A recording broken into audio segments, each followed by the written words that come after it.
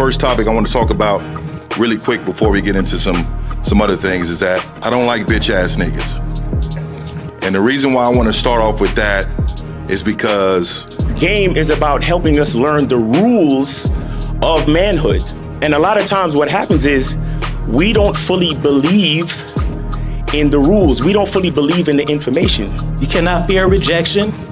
We got to stand on business out there, meaning that the bitches ain't gonna even fuck with me if they don't think that I'm willing to go the distance behind some shit. everybody in this room, if you had a bitch ass moment, raise your hand. When I say I am, I want you to say a motherfucking man. I am a motherfucking man. Like I said, y'all should have bitches. I'm amazed. It's a struggle for some of y'all. Once you find something that you're into, it comes before everything else. And then even when you deal with a woman who's into you, she has to compete with that thing, whatever the fuck that is, right? Stand up if you believe in fear. Stand up right now. Everybody stand the fuck up. You know, I say bitch a lot and nigga a lot, but, you know, it's with good intention and a lot of love in it and whatnot. If I'm feeling insecure, is this really me, or did somebody teach me how to feel this way? I am a motherfucking man.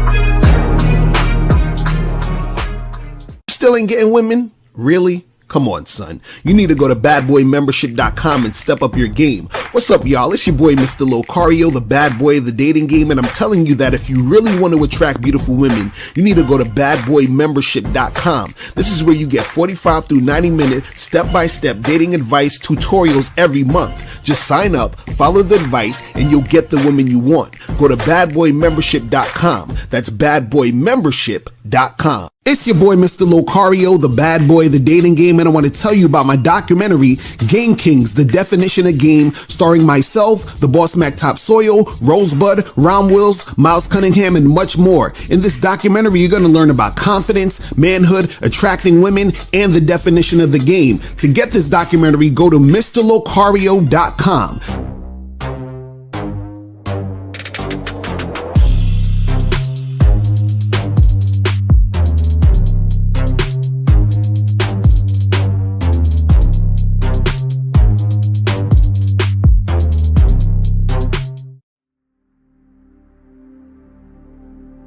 Some people think you need a sports car to get what you want. Some people think you need $1 million. Some people think you need looks, status. The only thing you need is what they can't get unless they come straight to you. And that's your identity.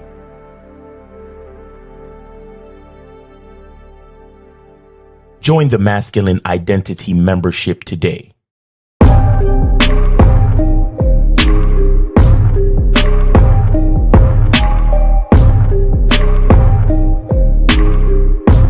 MasculineIdentityMembership.com. Masculine Identity Soap. This luxurious, quality, high lather, high moisturizing, all natural bar soap has been handcrafted with care and consistency to provide a quality cleansing experience for self-care, focus, and productivity. Specially formulated for cold showers. Stay clean, gentlemen. Masculine Identity Soap. Yo, we here. Shout out to everybody in the chats. Shout out to everybody in the building. Make sure you guys get that Masculine Identity Soap. Hold on, let me put it in this full screen so you guys can, make sure that you make this shit happen. Hold on. Yeah, there we go.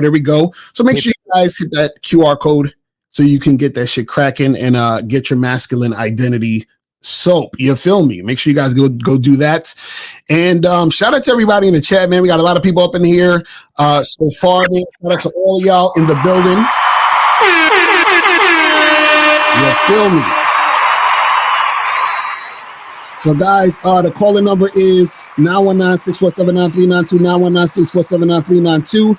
If you have a question, put a Q in the chat, and we will get to your question. What's going on, Miles? What's poppin' with you, man? Man, chilling, man. Sitting here eating some blueberries, you know, trying to keep it healthy and shit, man. Shout out to all the people. I got the I Don't Sleep on the Couch t-shirt popping. Facts. That's fact. And you can get that shirt at thebadboystyle.com. It's thebadboystyle.com. Get that t-shirt. You feel me? And just want to, express gratitude, man. Grateful for you, Lucario. Everything that you do, man. Appreciate you. That's likewise. Yes, sir. And grateful for all the people that be on every show. Like y'all people who be on every show, you guys are the Exactly.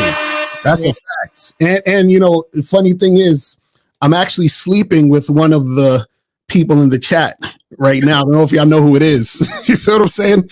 I'm just letting y'all know that she's hot. You feel what I'm saying? So she's amazing. You feel what I'm saying? Thank her for all she does too. God damn it! Shout out to April MC in the building. Shout out to all the moderators. Shout out to all the people that come through. You feel what I'm saying? And make this happen, man. We appreciate y'all. Real talk. So today's topic, it's a very sad topic for beta males. It's a very sad topic for guys who have a very tender heart and a tender dick. You know what I'm saying? It's very sad. I love doing these type of topics, and but at the same time, I feel for you guys because it's got to be hard. Pause. It's got to be hard to be living this life, especially in this social media age where you're getting to see what's, going on out here. Right. And you just have to come to terms. And that's another, real quick, don't lose your place, Lucario. I just want to say this real quick. That's one of the biggest fucking things about like social media and the internet. Uh-huh. There's so many things that we would not have known or seen.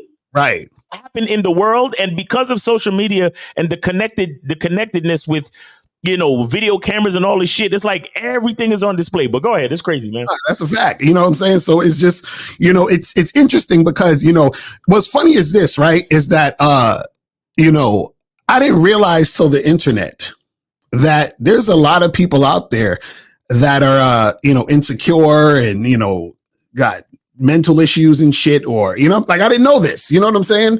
And it's just interesting to watch. And this topic right here, we titled it "Why Your Girl Will Want Other Men." Let's clap it up. Let's clap it up because I just want you guys to understand that this is not something that might happen. This is not something that is a thing that's a once in a blue moon thing. Your girl that you love right now, she wants other guys. It's okay. You understand? See, think about it this way. You know why you want your girl to want other men? It's real simple. Because you are also another man. You know what I'm saying? So logically, she can't want you if she doesn't also want other men. Facts. So you can't all of a sudden be like, hey, because we're together, your desire to want other men shuts off. That's not how it works. Because her desire to be with a man is why she's with you. Period. Yep. You feel what I'm saying? So it's not going to cut off. Just like your fucking desire to check out other women or be with other women does not cut off when you got a girl. Exactly. You know what I'm saying? It's like you see chicks all the time be like, God damn, you know what I'm saying? Like women do that shit all day, but women are very clever at doing this. You understand what I'm saying? There was a store, I can't remember the name of the store, but there's a store in Manhattan that I used to pass by that was on like Houston Street area. And the store would sell beach clothes. So in the summer, when I would pass the store, there'll be these two guys out there, tall guys with the shirts off and the fucking fit body and shit. And I remember I stood out there and just observed to see the women's reaction to those guys. Mm-hmm. let me tell you, women are very, very slick at looking and checking it out. Like they're really good, because I've seen chicks holding their boyfriend's hands and they do a super half of a millisecond look. Yeah, they be on some. Exactly. They'll fix their hair or they'll tug at their. They'll sneeze and be like, "Hi, chew," but they'll look real quick as they're getting. I saw that shit the other day. It was like a reel, and this dude, like this, same type of shit, sexy flexy ass nigga. He was walking around like this beach area with his shirt off, and even chicks who were walking by themselves were still on the sneak tip shit. Right. Like not just chicks with a man. The chicks with a man was on some super sneak tip shit. But even chicks that were by themselves, it's like they cannot just plainly show their natural animal desire. Right. For the opposite sex. It's weird, bro. It's weird. Right. And the thing is, if you guys ever seen footage of women at a strip club, or they like call it the male review or whatever the fuck that is. For us, they call it the strip club. Right. But they call it a male review. That's so. You see what I'm saying? So these chicks, they be wilding the fuck out. You feel what I'm saying? So don't get it twisted. So this type of shit is nothing new. You understand what I'm saying? The problem is that you guys have to put shit in proper context, right? So when it comes to this particular situation, I don't even know who this guy was. How do you pronounce his name? Omah Lay or something like that? I don't know. I don't even know. Like, I just heard about this guy like yesterday, so I have no idea who this dude was. But anyway, so basically, he's doing the same shit that like Usher has been doing. You understand what I'm saying? And this is nothing new. Like Janet Jackson used to do this type of shit at her shows. She would get a guy from the stage, from the audience or whatever, bring him up. He'll like lay on some shit, and she'll do a lap dance type shit or whatever. You understand what I'm saying? To the guy, right? But what happens is that a lot of guys are sensitive to this, right? Whereas women are not, because women, we go do a whole nother topic on that about, how women are way more, mentally stronger than guys when it comes to this type of shit, when it comes to sex. But the thing is, most guys can't handle seeing their women being sexual. You understand? What happens is that most guys experience dealing with women in a sexual manner. If they have a girlfriend or a wife or whatever, their experience is a gradual sexual experience with their girl. So you see what I'm saying? So their reality is, my girl isn't like that. Right. So imagine you went out with your girl. You wanted to smash the first night or second night. She told you, "Hey, I'm not the type of girl I gotta wait. I'm a Christian, I have morals and integrity," and whatever the fuck that she said to you to make you think she was special. Then you went out with her for a long time. Yeah, you wine and dine her, you courted her, and then finally she let you in between those legs, and you thought it was magical, right? So in your mind, my woman would never do no shit like that. So now she comes to you, take her to this concert or Chris Brown or Usher or whoever the fuck. Right. And you see your girl wilding out and you're like, who is this bitch? Who is this bitch? I never met her before. Whoa. Because Lucario, that is such a huge point, bro. Because if you look at the clip, I don't know if you got the clip loaded up, but there's a part of the clip where she's dancing on the nigga, bro. Mm-hmm. And I could almost bet money he has never seen her move her body like that for him. Ever. And I heard this from somebody that they've been together for 7 years. Right. I could be wrong. I heard this from somebody. Allegedly, they've been together for 7 fucking years. Mm-hmm. So imagine the nigga's face when he saw, because they had the silhouette thing on the stage, when he see her twerking her body and moving like a snake for this nigga. And you don't know this nigga. Yo, I thought that was a choreographed dance the way that looked, but let's bring up the video. Let's bring up the video. Hold on. Bruh. Oh my goodness. I was like, what? I thought this was I thought this was an orchestrated part of the show. Yo. Oh man, let's bring this up real quick. Like she been a part of this nigga's dance team for years. Right. You know what I'm saying? been a part of this nigga's dance team for the last 7 years, as a matter of fact. I was like, how long they practice this dance? You feel what I'm saying?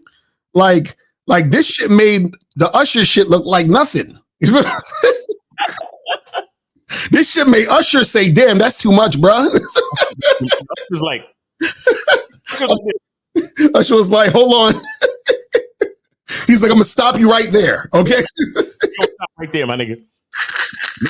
And listen, for the record, me and Swiss discussed it beforehand. So right, exactly. But let's play this shit. This is about like 2-minute video.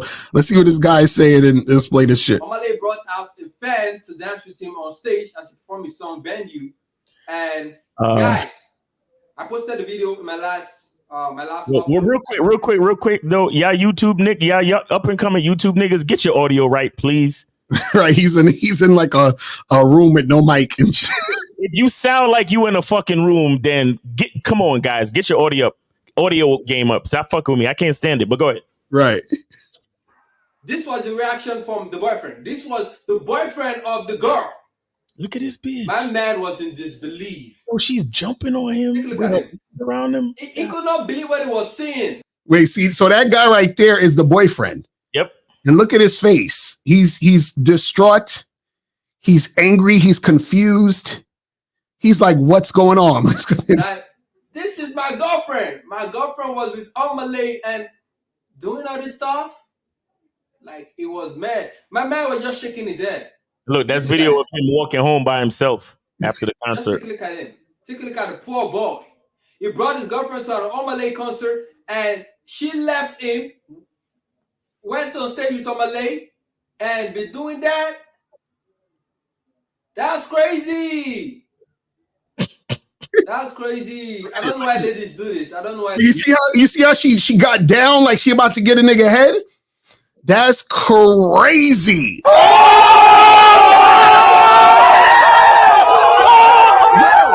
Dick is a gift. Now, listen. I'll say this because I know we love to call niggas insecure, but in my opinion, if a nigga got a problem with that, by all means, nigga, you should have a problem with that because this is different. Okay, this is far from what Usher did with Keke Palmer or Alicia Keys. This is different. But at the same time, here's what I'd like to say about the situation. This is how I know he didn't vet his woman properly. Mm-hmm. Because nothing like this should surprise you. Right. Nothing like this should make you feel away. Mm-hmm. You understand? Not like, see, what you got to understand is we can't control these women. We can only influence them. Right. And we can, and over the course of 7 years, if you didn't understand the mentality of your bitch over 7 years, mm-hmm. point where this is a surprise to you, then you did something wrong. Right. Because the bitch was already going to do what the fuck she was going to do. You are the one that don't understand the female that you've been sharing life with for the last 7 years. You the one that don't understand shit. Right. So I still blame the nigga. Mm-hmm. But yes, if you've been with a woman for 7 years and this happened, hey, you deserve. I feel like you should have an issue. But at the same time, the fact that this is a surprise to you is still your fucking fault. Right. Let's continue this. Ladies do this because it was Omah. That's why you got to do that in front of your boyfriend, and that our boyfriend probably bought the tickets. That was. Let me tell you, if I'm looking at that and I know my bitch, I should be like, yes, bitch, move that body exactly like that, because right. I know that that's what she does. Mm-hmm. He's looking at her like, wow, I've never seen her move like this before. And that's the part that's the issue, if you get what I'm saying. Right, exactly. You understand? I'm not saying that it's all good and he didn't do it, bro. And another thing I'll say is this too. One more thing I'll say. Mm-hmm. Omah has been doing this on his entire tour. Right, yeah, because I saw another video where he did like this pretty much same thing with another girl. He's been doing this shit on his entire tour. It just so happens that this time he picked the girl that was standing next to her man. Right. Then it turned into this viral moment. So understand what's going on. These men are performers, bro. Especially, and Omah, he probably noticed the whole shit with Keke Palmer and Usher and decided, man, we gotta go viral for this shit. Because a few people in my live this morning was like, bro, I never even knew this nigga Omah existed if it wasn't for this viral moment. Exactly. That's what I'm saying. I just heard about him yesterday. Exactly. You understand? So he's doing his job. The woman, she just gonna be a woman. I don't give a fuck what women do. Women are whatever. They're emotional, insecure creatures that's gonna do whatever. But the fact that this man is looking at her move her body like this for the first time in 7 years, that means there was too many things that he was unaware of. Right. And also, this is the thing, right? So, you know, a lot of guys, and this is the problem with it. A lot of guys want to know, okay, how do you be in this situation, or how do you avoid situations like this happening? Right now, this is the part that's gonna fucking chafe your ass. Is that it's the thing? The fact that you would even ask the question how to avoid it is the reason why you're going to have problems with your girl. See, I want you guys to follow me here, what I'm talking about. The fact that you care about something like this happening means that you have some sort of insecurity about the situation. If you have insecurity about the situation, that means that you are insecure. If you're insecure, you are less attractive. If you're less attractive, it's only a matter of time before she's gone. Now, this is the interesting part. Now, if you don't give a fuck, meaning you actually really have to not give a fuck, not pretending you don't give a fuck, because you can't pretend not to give a fuck. Pretending not to give a fuck is still giving a fuck. You understand? But if you actually don't give a fuck, the ironic part is that your girl, right, would stay and be cooperative with you. But the funny part about it is that because you don't give a fuck, right, it doesn't matter. You see what I'm saying? See, that's the paradox of it all. If you give a fuck, she's gonna bounce. If you don't give a fuck, she's most likely gonna stay. But it doesn't matter because you don't give a fuck. You see what I'm saying? So that's the thing, because if you're saying, man, I wish I didn't give a fuck so she would stay, that means you still give a fuck, which means she's gonna go. That's the part of the game you guys don't understand. And it can't be fake. It has to be real. See, that's the thing. See, you can't control, like you said, Miles, what your chick does. But what you can do is you can influence your woman to follow your lead. Now, you have to understand, what does my lead in my program entail? Right. Now, if you feel some type of way about being in a situation where your girl gets up on stage and dances with this guy and all that other stuff, right? What happens is that it's not really about that particular situation. You have to ask yourself this question: why do I have a problem with it? Because the answer to that question will let you know whether or not you're insecure. So it's the actual insecurity that's the issue, not necessarily the act that's happening in the specific situation. You see what I'm saying? Because you would need to address that, because if that thing is in your relationship, whether you went to this concert or not, that's going to affect your relationship anyway. Exactly. Because you're there. So the concert actually is irrelevant. It's more so, do you have those insecurities within you, period? And that's the thing that's going to fuck your whole situation up. You see what I'm saying? Right. Well, let's continue to see what else they're saying in this joint. I feel for the guy. I feel for the dude out there. I feel for the dude. No. Dude, if you're watching this, I feel for you. If you're watching this, I feel for you. You don't deserve that. You don't deserve that. All right, that's it. That's basically the video right there. Oh my goodness. That right there, it almost looks like the How to Have Sex with 2 Women a Day book cover. Oh, I know, right? For real. Inspired. That's crazy. But hold on. Yeah, my boy, oh, my bad. I think this is the other video. The same, but they just showing the movements. And his girl is skinny too. She could stay with that nigga. She's skinny as fuck. I don't need that. Me, she could stay with him. But anyway, you know, if it was me, I would have started chatting up that thick bitch that was standing next to him in the crowd. Right. That thick joint that was right next to him, I would have been like, yo, so what's up with you though? Mm-hmm. You know what I'm saying? What you doing with this? That would have been me straight up. 647. You're on live with Lucario and Miles. Name, age, city, and where did you donate? Yo, what up, man? It's Rec, 27 Toronto, PayPal. Okay. Hold on. Let me double check. My guy. Hold on. I think I see you. I appreciate it, brother. Appreciate it. Hold on. Let me hit my shit. All right, so what's going on? What's up, man? First of all, that video is crazy. But yeah. That video is crazy. But yeah, I got a story, man, as usual. So just hear me out real quick.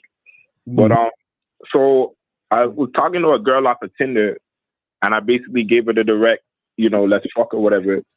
And she was telling me, this was a few days ago, she was telling me around 6 o'clock, like in the evening, she had somewhere to go with her friend or whatever. So we agreed for me to pull up on her, and I'll slide in there like 4:30. I'll slide in there and we get something in real quick. We're supposed to do it in the car and shit. So, we agreed. I pull up and everything, and we smoking. And then I'm like, you know where the spots are in your area? Because this is her area I'm in. So she's like, yeah. But then she's like, it's still bright outside and shit. And I'm like, but the windows are tinted or whatever. She's like, but it's bright. So I say, why don't we just go find a fucking handicap washroom or some shit? You know what I mean? So she's like, all right, bet. So, we go to the fucking family washroom in Walmart. You know what I mean? And it's some fun shit. It's some... Huh? No, go ahead. Keep going. So, yeah, it's some fun shit. It's some, you know what I mean? It's some adventurous shit. So we laughing, and then we walking through the Walmart, and it's all fun. And then we get in there, and I'm trying to fucking make it happen and shit like that. And she keep talking about, she's nervous and all this shit, and how I'm mad forward, and how my eye contact is too strong. And I'm like, what the fuck? So I'm trying to make it. I'm trying to like, grab on her arm and shit, and like, come here, just relax. And she's just like, nah, you know what I mean? So then eventually I showed her like, if you're not trying to do this, just tell me now. And then eventually she's just like, yeah. So I'm like, all right, let's go. So we get back to the car and shit. I drop her back to her car. So I'm thinking, all right, I'm going to have to just charge it. Like maybe I got there, she wasn't really feeling me or something, Mm-hmm. I charge it, I drive off, I go home. So, she texts me though. And she's like, I'm so sorry. Like, I just got nervous or whatever. So I'm like, what, maybe was it the setting or some shit? She's just like, yeah, like, I just got mad nervous or whatever. So I said, all right, why don't you just come over to my crib next time? So then she's like, yeah, I could do that, da-da-da. So as of right now, it's set up for Monday. You know what I mean? So what I'm wondering, like, do you think it was actually the setting, or did I fuck some shit up? Because I fuck girls in classrooms and shit like that, like empty classrooms on the 4th floor type shit. Right. Do you think I fucked some shit up at that moment or some shit, or... Well, the thing is that sometimes what happens is, and this is what I was talking about on yesterday's show about like seduction and all that other stuff, is that, there's times where women, they want to do shit, but there's that little block in their mind because she's like, I don't want to do it in here. Maybe we might get caught, whatever. That's causing her to not want to actually do it, even though she may want to do it. Right. But what I would say to you is that, why didn't you just bring her to the crib the first time? Why didn't you just tell her to come through? It was because of the situation. Well, first of all, what you just said, when we got in there, she kept on like, she was acting like a teenager about it. She was kind of laughing, but she's like, what if like it's the family washroom or the handicap? She's like, but what if a handicapped person wants to come in? So that already was like a little resistance right there from the moment we walked in. So maybe she was uncomfortable. Can you answer Lucario's question, sir? Can you just answer his question? Yeah. The reason why? Huh? No, I'm saying, so that's what I'm saying. Why didn't you bring her to your crib the first time? Yeah, so the reason why we didn't go to the crib is because she said she had to go out for 6, but she was still trying to link. We were still trying to link. So I'm like, okay, I'll just pull up on you. You know what I mean? We'll meet at like a mutual ground. I'll pull up on you and then we'll just go find a spot and shit. And then you could just get back to your car and shit like that and just pull off, you know? So it was one of those quick, sneaky type things it was supposed to be. And then another time we could go back to the crib. Well, the thing is, look, the thing is this, right? Is that, you know, you got to always think about logistics too. So if you're in a situation where she got to do some shit and there's not going to be enough time, then it's like, all right, cool. Well, let's just meet up Monday then. You feel what I'm saying? Like, let's just do this Monday, come to the crib, and then we'll just get it popping there. You feel what I'm saying? Like, you don't have to like, you know, like be like, oh, we gotta meet up, then we gotta do it in the fucking bathroom in the alleyway. You know what I mean? It's not that serious. You know what I'm saying? Now, if it happens to where y'all meet up, everything is cool, everything is chill, and then it just happens to happen that way, then fine. But it's like, you don't have to necessarily like, you know, be in that situation to where it's almost like you're trying very hard for it to happen. You see what I'm saying? So the thing is that you create situations where sex can happen, but that still goes with logistics. So if you're like, well, okay, this shit got to be somewhere at this time. We only have this amount of time. That might not be really a good amount of time to make shit go down. So how about we do this another day when there's not a rush, so we could just make it happen that time? Yeah. You see, caller, listen. Here's what you have to understand. Nobody plans fucking in a Walmart bathroom. Right. If you're planning fucking in a Walmart bathroom, that means you're thirsty or desperate. You understand what I'm saying? Fucking the car. No. I know, bro. Hey, I know you get bitches all the time, nigga. You the man. I got it. I ain't talking about you. Nigga. I ain't said all that. Listen to what I'm saying. You don't plan fucking in a Walmart bathroom. You don't plan fucking in the car. Fucking in the car, fucking in these type of weird places happens because both of y'all want each other that much right now. Right. Okay, so if she's talking like, well, I gotta be somewhere and I gotta, you know what? Just meet me in my crib next week. Meet me in my crib this weekend. Blah blah blah. Do you understand, sir? Yeah. No, I Right, because like I was saying, is those type of things are just situations that sort of happen as a result of being in that particular situation. You see what I'm saying? But what I'm saying is that you didn't necessarily like you. So you went and said, we're going to fuck in the car, right? Nah, this is happening through like text and shit like that beforehand. No, but that's what I'm saying. That's what I'm saying. On the text message, you told her, hey, we going to meet up and we going to fuck in my car? Basically, yeah. No, it's not basically. I'm saying, what did you say verbatim? Did you tell her, hey, I'm going to come through and we're going to fuck in my car? Or did you say, hey, I'm going to come through and get you, and then you decided in your mind you was going to try to fuck her in the car? Which one? Nah, this was like the car. Let me see if I can find you even the text. Please. Hold on, I'll read you the text. Yeah, because I need to hear this text. So I'm like, bro, what are you talking about? You know what I'm saying? A number. Hold on, let me restore, because I deleted this shit. So let me restore this shit. Deleted it. Because every time I ever done anything in a fucking establishment or in a venue's bathroom, it's like bitches is tugging at the shit, like trying to pull my pants off in the middle of the fucking spot, and I'm like, yo, all right, let's go in the bathroom real quick. Right. You understand what I'm saying? Like, yo, you don't. Hey, so I'm a text you, and then you gonna come over here, and then we gonna find a place, and then we go. Come on. So what did the text say, caller? All right, so hold up. So I said, and read it exactly, not kind of nor sort of, exactly word for word. Man, I don't be believing you. This is your nigga. Bro. Oh, okay, yeah. So here it is. So she said, why don't we meet around? Because I think I had said 3:00 or something, and she said, why not later? Like, No. I don't need you to think about what you said. Just read the text. I'm right there. So she had said like around 4:30 is because I'm going out at 6. So she's like, yeah, I got to drive there. So I said, okay, you could take it in the car. And she's like, in all caps, she said, of course, like OFCCC, like, of course, outside too. So I said, bet. And I said, all right, so I'm in your end, so just, show me the spot. She said, okay, I can. And then that's when she said 4:30, and so I showed her 4:30. So hold on, stop. So what was said before? You said you can take it in the car. What's it? Because we were talking about fucking and shit. So I'm basically saying take it in the car. Read that part. Read that part. So now I got to scroll up higher. Yes, scroll up higher and read the part where y'all was talking about fucking. That's what I'm saying, man. All right. So there's all this shit about how big is that schlong. Let me see. Like, bro, I'm just telling you, we're talking about it.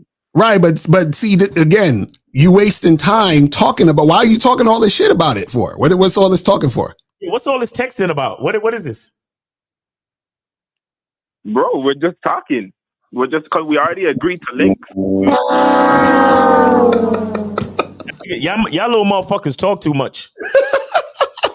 But Cole, that's what I'm saying. You're wasting all that time talking, and for what? Y'all didn't fuck. So you just like talking about fucking, but not fucking. That's what you like to do? Nah. Okay. It was already set up or whatever. So it's just the last little text is, before we stop talking, and then read me the part where you say, I want to have sex with you in the car. Tell me that part. Read that part.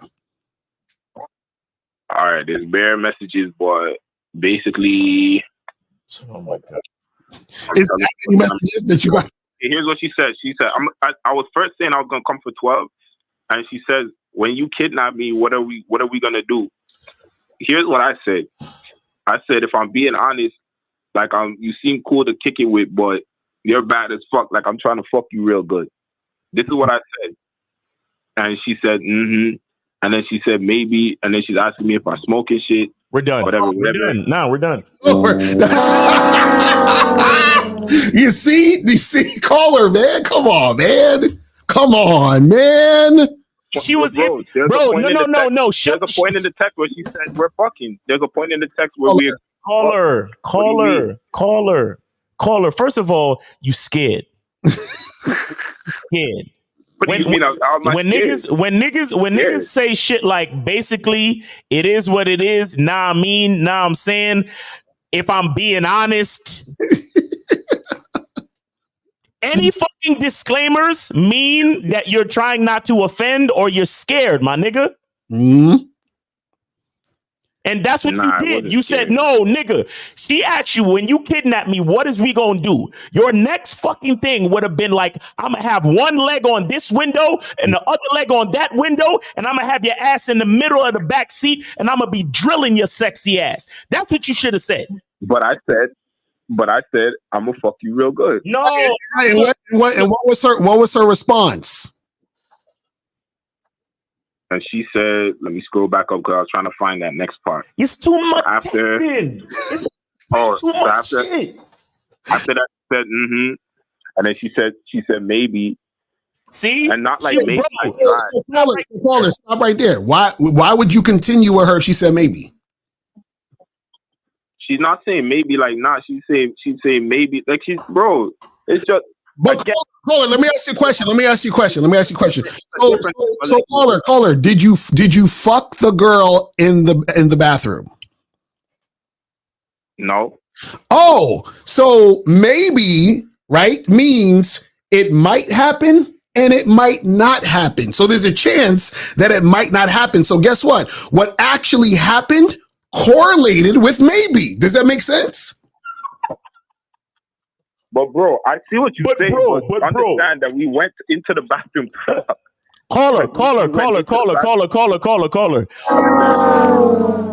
Why do you call us, bro? Are you just trying to share your sex stories that don't actually turn into sex? What do you call us for? Bro, I'm hearing what you're saying. No, you're not. No, you never hear what we say. Bro, I beg you, please. Can you call Lucario when he's doing shows on his own, bro? Because I can't take it. Because if it's just up to me, I would have been hung up on you, bro. What happened, caller? Caller. Here's what it looks like. No, listen, here's what it looks like if you were being direct. She actually, you would have been like, yo, I'm trying to smash. Where you at? are you free or when are you free? She would have been like, I'm not free today. I'm free Tuesday. Then you've been like, all right, cool. Let's meet up Tuesday at this time. I'll send you the address on the day of. And that would have been the end of the fucking conversation. You're going through a library of fucking text messages between you and this bitch. That's not direct, my nigga. Exactly. The shortest distance between 2 points is a straight fucking line. How many texts are you texting in this fucking curve and this fucking ribbon of a fucking text message thread between you and this bitch? And you talk about you being direct? You see? Bro, you can lie to yourself. You cannot lie to us. Mm-hmm. The fuck are you talking about? Oh, if I'm being honest, you bad as fuck. So I'm trying to smash. No, I'm trying to smash. That's all you gotta say. That's direct. If I'm being honest, well, basically it is what it is. Nah, I mean, because you bad as fuck. If I get the chance, I might want to smash though. You feel me? Fuck out here. Said maybe, and you kept talking to her. You kept talking to her. How is that direct in your eyes, my nigga? Bro, she said maybe, and then she said, asking me basically if I smoke and shit. Like she's trying to just set the tone of what we're gonna be doing. No, he's trying to set the tone. Oh my God! I know you didn't just say that. You said she's trying to set the tone. Oh, I swear to God, I'm dumb. Caller, have you ever? No, stop. Caller, have you ever scheduled a coaching session with Lucario? Nah. All right, I'm gonna have to let you go. Your $5 is up, homie. Hit me up on the back end, bro. This is crazy. That's wild, bro. It's wild, man. You see how when we break it down and we see what actually happened behind the scenes, it correlates to the outcome. Bro, I can't deal with that nigga, bro. I can't deal with him. See, direct would have been, yo, let's smash. She would have been like, maybe. And then he would have said, listen, when you're ready to smash, hit me up. That would have been the end of the conversation. You know what I'm saying? Yo, can you go to the part where you say you wanted to smash? Well, I got to scroll all the way up now. Right. Like, what's all this extra shit going on? How many text messages did y'all go back and forth? Mm-hmm. You talking about you being direct? It's crazy. Bro, insanity. The definition of insanity is the same fucking shit expecting a different result. That's bad, man. The worst part with this nigga is that every time you tell him the game, he's like, but Lucario. And yo, it's so crazy because as soon as she said maybe. First when she said, I was like, oh, it's already some bullshit about to pop up. Then she said maybe. I'm like, nigga. And then I'm sure he did a lot more fucking texting back and forth and all of that other shit. They still met up, and guess what happened? They didn't fuck. He did not actually fuck. You see what I'm saying? See, guys, women already tell you what it is. Do you understand what I'm saying? She's already telling him what it is from the jump. You gotta be paying attention. Right. That's the problem. See, y'all are focused. I think he's focused on just getting the sex, that he's not really paying attention to what's being said and what's going on. And he's just doing whatever he can to get to the sex. But then he puts himself in situations where things don't turn out how he wants it to because he's not paying attention to what happened before. You understand? It's real simple. She said maybe. Oh, that's not a yes. That's not a direct yes to what is being proposed. You know what I'm saying? That's what it is. But guys, call up 919-647-9392, 919-647-9392 is the number. You feel what I'm saying? Make sure you guys do that. If you guys have a question, put a Q in the chat and we will get to your question. All right. So this one says, insecurity in relation is a lie a person tells themselves, a relationship that feeds into the energy of the nightmare turning reality. What? I'm confused. Is that a question? I don't know, man. I don't know. Jedi James got to reword that or call in. Said, I've heard you say that you shouldn't do things for women, but the problem is that I am a pleaser. I really enjoy pleasing women sexually. Well, this is the thing. When we say that you shouldn't do things for women, what we're saying is that you shouldn't be doing things basically just for them and disregard yourself. That's what we're talking about. So a lot of guys will do that just in general thinking, well, I got to do this so that she'll have sex with me. I should do this so she'll go on a date. You understand what I'm saying? I should take her there because then that's going to make her like me. So that's you doing things for women.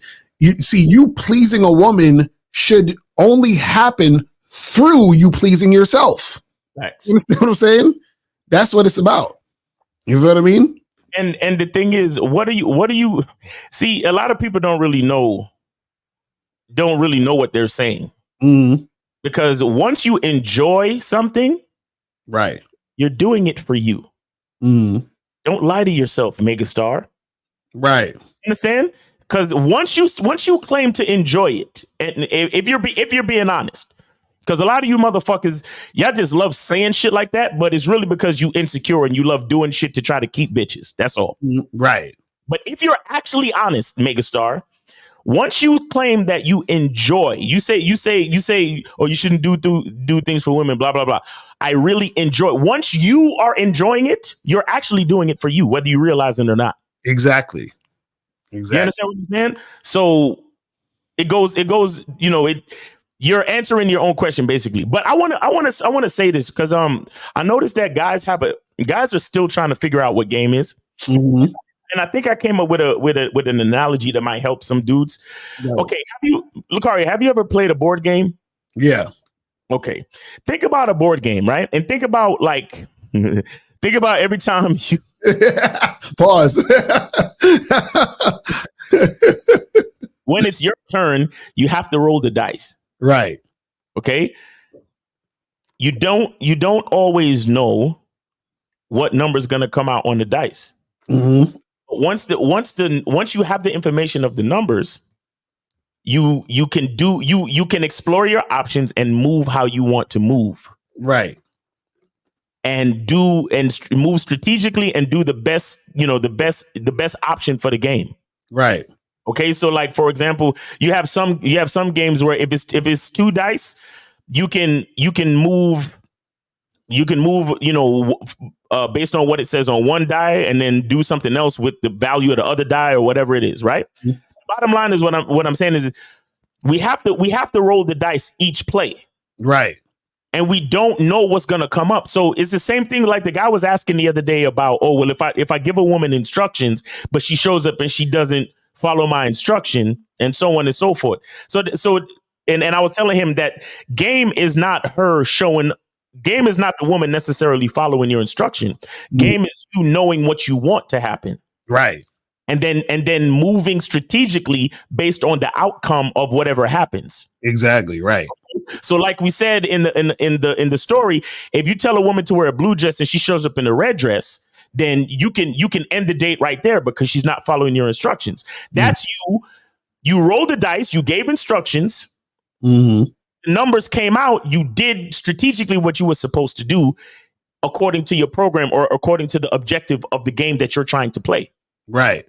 And it's the same thing with the board game. When you shake the die, you don't know what number is going to come out. You may be able to move 2 spaces. You may be able to move 6 spaces. Mm-hmm. And if you land on a certain space, like let's just say you play a Monopoly. If you land on a certain space, you might have to pay a certain amount of rent or whatever it is. Right. You know what I'm saying? So you move strategically based on what you're trying to do. Maybe you're trying to save money. Maybe you're trying to spend money on that property because you're partnered with somebody, like whatever. The bottom line is what I'm saying is you don't know when you roll the die, you don't know what's going to come out. Right. The bottom line is to have your focus of the strategy that you're using to play and win the game based on whatever it is you're trying to achieve. Mm-hmm. You understand? That's what we have to understand. But the thing is, you don't know what's going to come out when you roll the dice. That's the beauty of life. Because if we totally controlled everything about life would become boring. Right. But we cannot control everything about life. So it's the same thing when you see that girl and you go, approach and meet her. You don't know if she's going to like you. Mm-hmm. And you don't know if she is going to like you. Right. You don't know if this is your future girlfriend for the next 6 years. You don't know if this is your future fuck buddy for the next 2 weeks. Mm-hmm. You don't know. But the bottom line is to stay focused on the strategy and the goals that you're trying to achieve. And most importantly, don't be afraid to roll the fucking dice. Right. Because that's how you play the game. Mm-hmm. You motherfuckers is talking about, well, if I just stay on the board and I just focus on staying on the board and I don't roll the dice, is that okay? Because, I don't deal with, I don't want to have to validate these chicks and I don't want to have to put in all this work to. If you want to move your piece around the board, you got to roll the dice. Exactly. You don't know what's going to come out, but you got to roll the shit. Mm-hmm. Now, whatever comes out, that will give you more information on how to do your next move. Right. So again, you roll the dice, you go up to the chick, hey, what's up, girl? How you doing? Blah, blah, blah. She's not interested. Okay, cool. Have a nice day. Let me move on. Mm-hmm. Gotta roll the dice again. Right. Hey, what's up, girl? How you doing, man? You on chill, blah, blah, blah. When are you free so we can smash? Okay, let's smash. Let's smash. Oh, I like this girl. Okay, put her in the vetting process. Okay, she become my girl. Okay, maybe we could possibly get married. Okay, we got some kids. Mm. Either way, you gotta roll the fucking dice. Niggas is scared to roll the dice because they're afraid of getting a low number. They want the dice to roll them. Yeah, in Russia, the dice roll you. Like that's crazy. That's what all you choosing signal niggas. Mm-hmm. In Russia, signals choose you. Like, you know what I'm saying? Niggas they don't want to take responsibility because look, when you roll the dice, you're the one throwing it. Mm-hmm. Right. So whatever comes out is from your hand. Mm-hmm. Right. Part that niggas are so deathly fucking afraid of. They're like, man, I'm scared, bro. I don't want to roll the dice. Cause what if I get 2 1s and I could only move 2 spaces? Right. Well, nigga, you gonna have to deal with that, and you gonna have to wait your turn to get to roll the dice again. Exactly. And that's life. That's the game. Right. And if you're afraid to roll the dice, and you never gonna move, my nigga. Mm-hmm. That's what it's really about. And I hope that analogy helps niggas, bro. Because every time niggas think that game is either manipulation or game is what it is. The game of life. Mm-hmm. You gotta roll the dice or pick from the deck or however you doing it, whether you playing Uno, Monopoly, whatever. Right. You're playing chess. You don't know what your opponent is gonna do. You gotta wait and find out what your opponent does, and then that will give you the information on your next move. Exactly. Right. So that's what I'm saying. Think of game like a board game, guys, and understand that there's always there's a probability. There's always chance. And here's a beautiful part too. For all you cats who love to talk about statistics, yeah, statistically, you might throw a 2 and a 4 statistically, mm-hmm. but the roll of the dice is exactly that, the roll of the dice, and you're your own individual. So even statistically, you roll a 2 and a 4. You can still use the 2 and use the 4. Like, I don't know if you guys ever heard of this game called Parcheesi. Right. Mm-hmm. Parcheesi is the type of game where you can have multiple men on the board. Right. And you can roll a 2 and a 4, and you can have one man move 2 spaces, and you can have the other man move 4 spaces, depending on the strategy. Right. You understand what I'm saying? So you got to understand what it is. You got to understand life. And when we say game, it's kind of like a board game, but you got to pluck from the deck. You got to roll. You got to even if it's dominoes, you got to shuffle the dominoes and pick your dominoes. Mm-hmm. And once you have your dominoes and you see what other people are putting down on the board, you got to make the best choice as to what dominoes to put down on the board. That's why game is strategy. Right. Exactly. That's what this is all about. I hope this helps niggas, because niggas is still figuring out what game actually is. Mm-hmm. Still. Mm-hmm. So in reference to dealing with a girl, when you go up to meet that girl, or even when you're vetting the girl, that's you throwing out the dice to see what she does next. Is she going to follow my instructions? Is she going to do what she's supposed to do? Is she going to wake up tomorrow and choose me? Or is she going to fucking go wind up on stage with the fucking African artist and leave me in the fucking crowd so I can walk home by myself? Right. And what's my next move? Right. Rosebud already told y'all this shit. In the documentary, he was talking about damn, my fucking thing is fucked up, my stream deck. But he was talking when Rosebud said, hi, how you doing? You think I give a fuck about how you doing, bitch? He said, all I need to see is how your voice sound, so it'll tell me how to get at you. That's strategy. You feel me? That's strategy right there. You know what I'm saying? You feel me? That's what it is. That's a fact.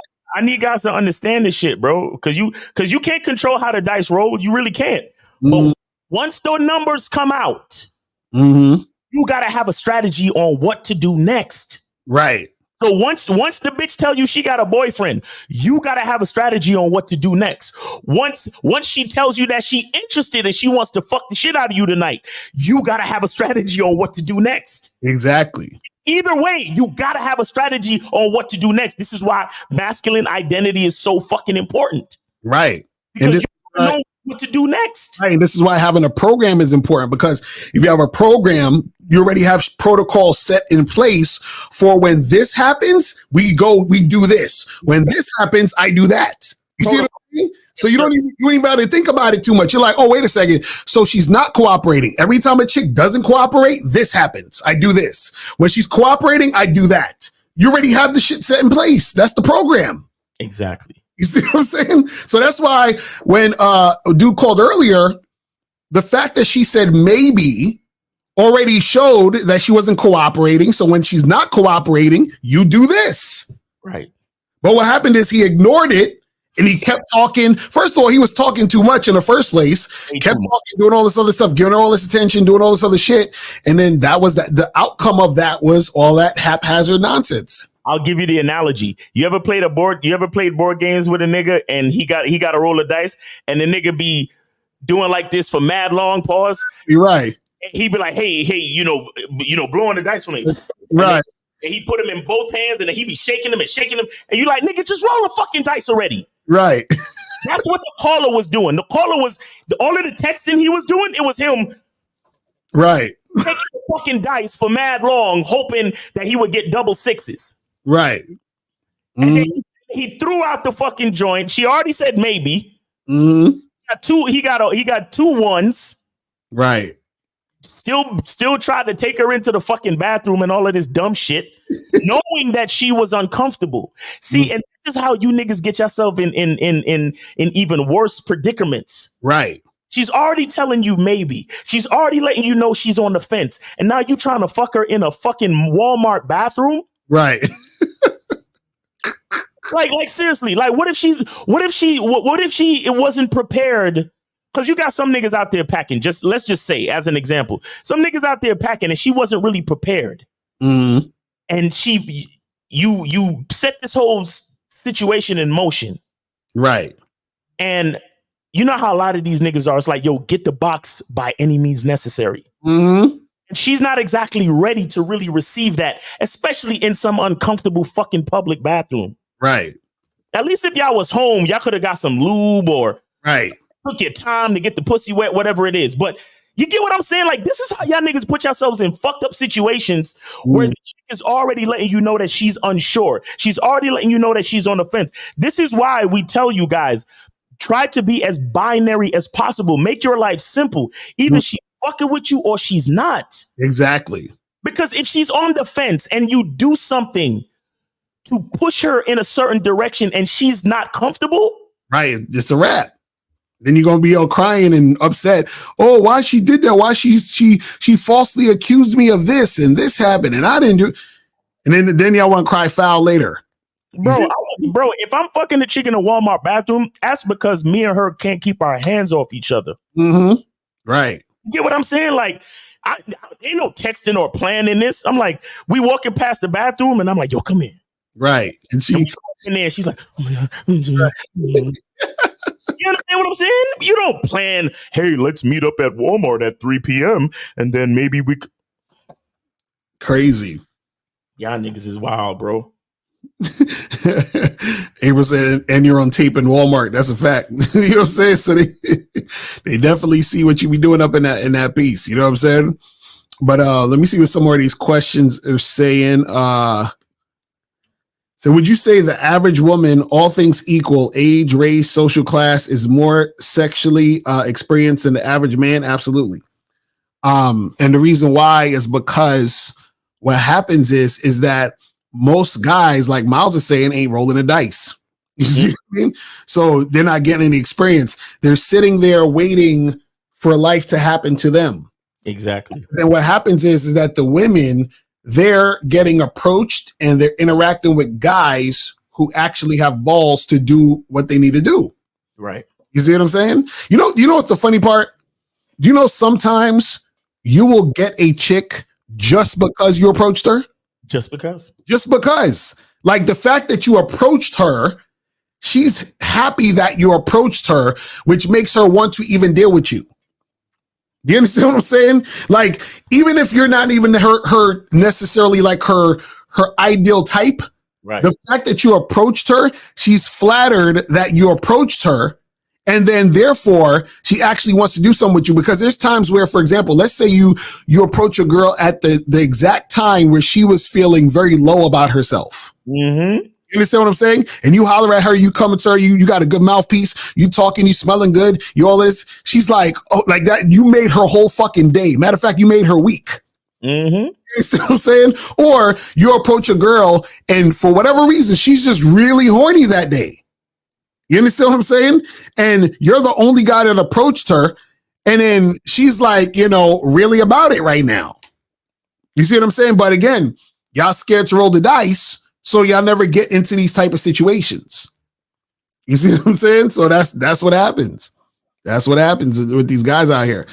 Call in 919-647-9392. 919-647-9392. Go ahead and call in, guys. Yeah, call in. Says Locara and Miles, what are your thoughts on FBA versus non-FBA in the black community? What? I have no thoughts on that. I have no idea. Black lives don't matter, and they do matter. It's all the same to me. Right. Matter of fact, black lives matter if you got life insurance. If you ain't got life insurance, your life doesn't matter. Fuck out of here. That's a fact. Says, do you agree with the idea that men like to feel needed? I would say, look, I feel like males and, soft type niggas like to feel needed and shit. The thing is that as a man, you don't see even the look at the sentence, feel needed. You understand? Like you want to feel a certain type of way. It's like an emotional thing. That's some emotional ass shit. The thing is is that the reason why they want to feel needed is because they're not leaders. Oh my God. You know what I'm saying? So they're like, I want you to make me feel needed so I can now feel like a man, because I don't feel like a man. So I need you to manufacture a situation in order to make me feel useful. Emotional, damn it. No, I was gonna say the thing with this is that if you're a man and you don't realize that you're needed, right? Because I don't need to feel. I know that I'm needed. Mm-hmm. Like I wake up every day and I like, for example, with this game shit. Mm-hmm. No niggas need my fucking game. Right, exactly. I know this. Mm-hmm. I don't believe it or feel like it. I know it. Exactly, right. Shout out to Book of Clarence. Shout out to Book of Clarence. That was a big theme in that movie, which is why I told niggas to go see that fucking movie. Right. Support a good fucking movie. But the nigga Clarence, towards the end of the movie, where his brother came at him and was like, yo, do you believe now? He was like, I don't even have to believe because I know it. Exactly, right. That's what it's about. That was one of the illest moments in that fucking movie. But let me tell you, see when you say when NNK, what you're talking about is a man's value in general. Mm. And this. And shout out to that nigga. It's complicated, right? Because he said this on a video the other day where he was talking about men and disposability. And he was saying that isn't saying that men are, you know how a lot of these red pill guys say that men have to build their value. Right. Mm-hmm. He said something like this, and I might be paraphrasing, so forgive me. But he said, isn't saying that men have to build their value, isn't that saying ultimately that men are worthless? Right. Exactly. Isn't that the same thing? And the dude was like, yo, that's crazy. You're right. It's just about the same thing. Now, this question that you're asking, NNK, do you agree the idea that men like to feel needed? Bro, if I have to feel or believe someone needs me, then that means I am unaware of my intrinsic value. Exactly. I'm totally unaware of my... Bro, And shout out to Allen Iverson. I be watching videos of, and shit. The nigga said this. He said, everybody else is taken. Mm-hmm. So why not be you? Right. Exactly. Exactly. That's some real shit. Everybody else is taken. So just the fact that I'm different from every other motherfucker on this planet, that's the value that I know right there. I don't need to get into feelings, beliefs, nothing else. This is what y'all niggas don't understand about yourselves. This is what y'all don't understand about a masculine identity. This is what you don't understand about what it really means to be a bad boy. Right. To understand that simply because you are made different from everybody else on this planet, that makes you valuable right then and there before you even take your first step. Exactly. Real shit. Real shit. What the fuck? Why do I need to feel needed? I only would need to feel needed if I didn't understand my fucking value. Are you kidding? Exactly. I know that I'm valuable. I know that I'm valuable. Right. My big voice, my fucking ideas, the way I spit it different than every other nigga. I know. Are you stupid? Right. Fuck, what I need to feel needed for? I am. Y'all niggas, stop trying. I feel, I think, but no, I am. I am valuable. I am needed. What are we talking about? These are the type of ideas that y'all niggas don't understand, which is why you feel the way you feel when you're standing in front of a bitch. Right, right, exactly. All of these ideas that I talk about, all this inspirational shit, it goes out the window when you're standing in front of a bitch with a fat ass. All of a sudden, she's the most valuable and important thing in the world. Right. No, bitch. It's crazy. It's crazy that you say that I am, because there's a book that you guys should listen to. It's an audio book. It's on YouTube right now. It's called I Am, I Create. And it basically talks about like you as God. You understand what I'm saying? And it's some real shit, because everything you just said, you're like, you know it because you understand you are it. Do you see what I'm saying? So it's like the reason why motherfuckers want to feel is because they don't know it. They don't recognize it. You see what I'm saying? So a lot of times, a lot of these guys out here, they don't even realize, right, that from the jump, they're already simping. They're already putting the woman on a pedestal. They don't even realize it. It's like, bro, and it's like, y'all wonder why y'all have problems. Because remember, women, it's not a woman's job to teach you to love yourself. You see what I'm saying? That's the problem with these motherfuckers. I swear. It's like, that's what all of this fucking videos where niggas be. This is why Kevin Samuels was so popular. Because Kevin Samuels catered to an audience of men who wanted Kevin Samuels to teach these women how to love these niggas. You see what I'm saying? And it's not her responsibility. Bitch, ass, yucca. A woman's gonna take you as you come. So she's like, oh, okay, well, if you're lame, if you're a beta male, here's my Cash App. She's not gonna teach you how to fucking be a man. You feel what I'm saying?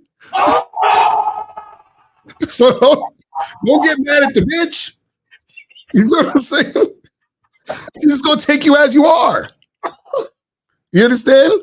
Yo. So understand that this is why a lot of the red pill they so confused, because it's like, they're looking for women to take the lead or to tell them who they are or to make them feel a certain way and all that other goofy shit. That's why they say the woman is born with value, because they subconsciously look up to the woman, look down on themselves. They're like, well, she's the one with all this value, so I have to work my way up to her value.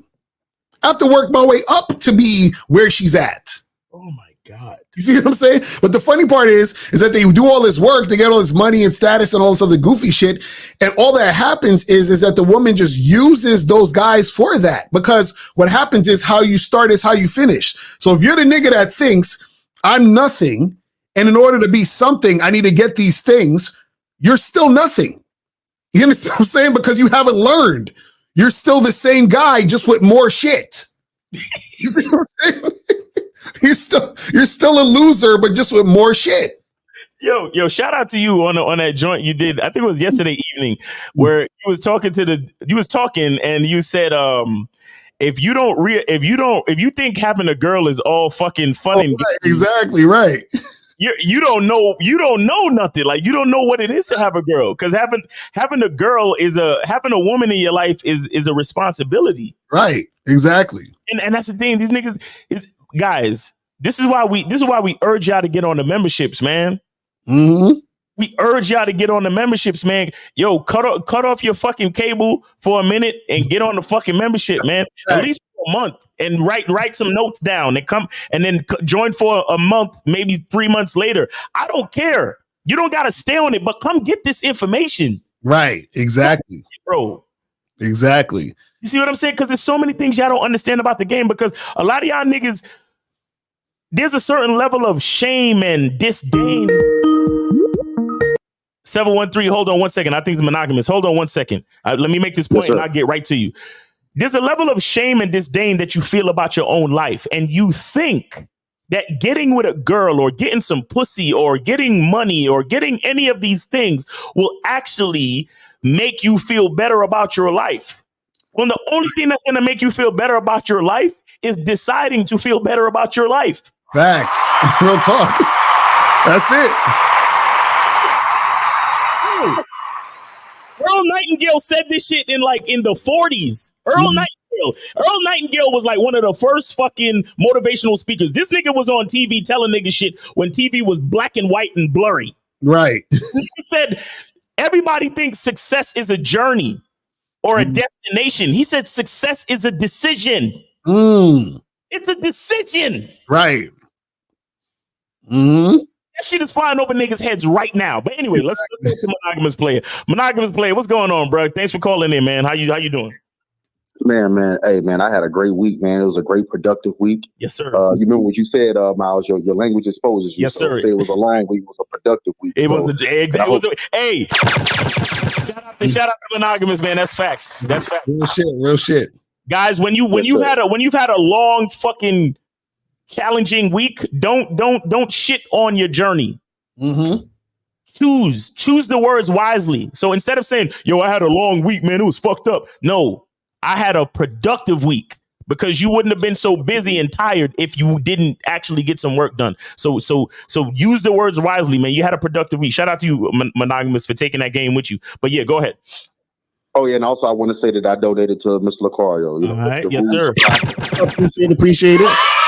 All right, you not working.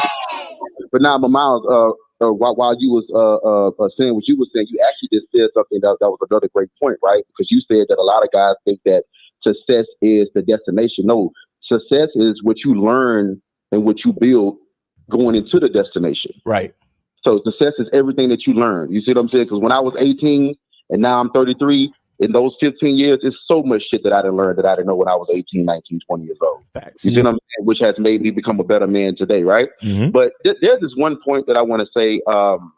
And then another thing, just to piggyback off that point, because, I do believe in God and everything, right? And I was listening to this pastor. I think it was either my pastor or just it's a guy online that I listen to sometimes, right? And he was saying that a lot of people struggle in life is because they question what they already know. And a lot of times God has already gave us a clue, or how many times where God gave me a clue and then years later it came about? Right. Mm-hmm. And when it actually happened, I'm like, damn, I remember when he first gave me that clue. Right. So I forgot. I want to forget and not believe it no more. Real shit. That's you real know shit. what I'm saying? When real I was shit. going through my bullshit until I got back on the train to not even believing, knowing. You know what I'm saying? It's beyond the belief. It's the knowing. Mm-hmm. You see what I'm saying? But another thing I want to say, guys, because this is a great topic and it actually ties into y'all Patreon show, the Bad Boy Show. Everybody that's listening, please tune into the Patreon, the Bad Boy Show. A lot of game. You know what I'm saying? A lot of barbershop talk. A lot of good game. But I have a testimony because I used to make this mistake, right? And here's the problem with a lot of guys, right? And you have to reach a certain level of game to understand that, like, okay, this is the reason why I'm fucking up, right? And I used to make the same mistake.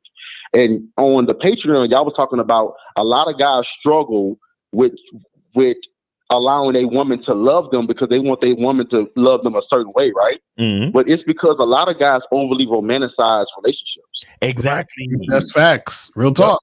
Yep. And I used to do that. Mhm. So yeah, you low key be like, oh, I want a hug or whatever, but don't know your woman really want to work for you. And I remember saying on the Patreon, you know, it was a guy that was saying that, oh, my woman, I want her to do this and all this romantic shit, but yet the woman really want to get put to work. That's how you make a woman become close to you. Right. You know what I'm saying? Just putting her to work versus, you know what I'm saying? Like, as you said, you were saying, Desi Banks was saying like, oh, I wish you could see the vision. But now you were saying, no, give her a task. So over time, the vision is implemented in her plans, right? Right. Her plans is a part of the vision, or the vision is a part of her plans. But you have to put her to work, or you have to do it in a high level way, not do it in a way where you just trying to, you know, everything is over romanticized and everything and that type of shit. You know what I'm saying? Like, and I feel like I used to make that mistake. You know what I'm saying? Like, I'm gonna be honest. People got to understand relationships only going to stay in the honeymoon phase at the beginning. After that, it's work. Mm-hmm. Right.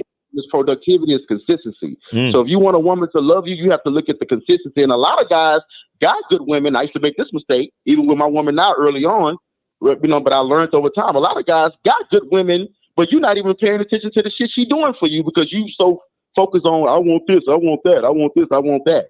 But you don't realize that she's doing the work. Exactly. You know, the work that matters. Exactly. A woman in your life that really want to be in your life, they focus on what matters. Mm-hmm. So when they looking at you bitching about this and that, they like, my nigga, I'm calling you. Mm-hmm. you see what I'm saying? Oh but my God. Elaborate a little bit more about yo, you know, bro. Nigga, you this is a good point you brought up, man. This is a good point you brought up because again, and this is why I talk so much about gratitude and being grateful, bro. Because if you really slowed things down and looked at what anybody does for you in life, you would be way more happy and satisfied with life in general. Mm-hmm. Right. You understand what I'm saying? Because that's why in the beginning of the show, I was like, hey, Lucario, just wanted to say I'm grateful for you and all that. And I'm going to say I'm grateful for all the people that be on every show. Grateful for you, Monogamous. You understand? For always calling in and imparting game and getting us to discuss these things. And what I'm saying is when you're in a relationship, the problem with a lot of relationships today is that people love to focus on what they're not getting. Right. Mm-hmm.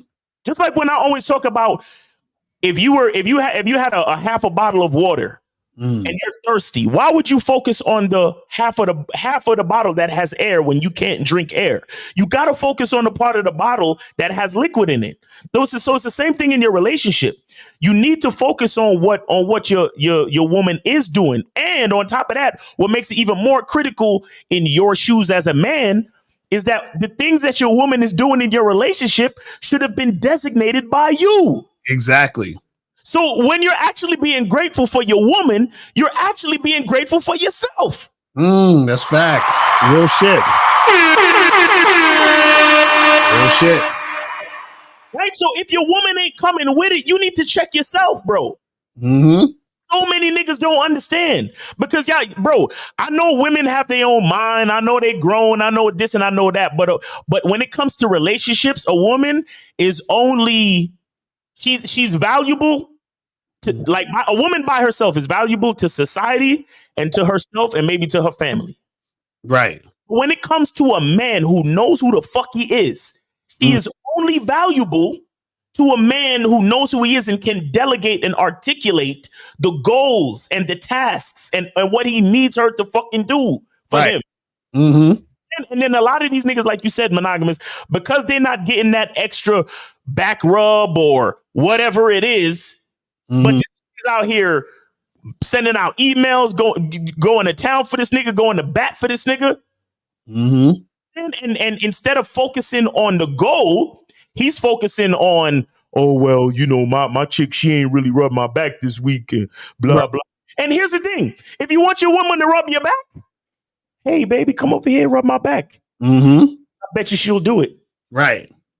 But niggas, but instead of even thinking to himself, you know what? Let me tell my woman to rub my back tonight. He's thinking, man, she won't rub my back unless I tell her to. Right. Terrible. But there's nothing wrong with that Because, bro, let me tell you something. There's things in relationship where, again, as a man, if you're not looking in the mirror, if your relationship is fucked up and you're not looking in the mirror, is doomed to fail. Right. That's real shit. That's real shit. That is true.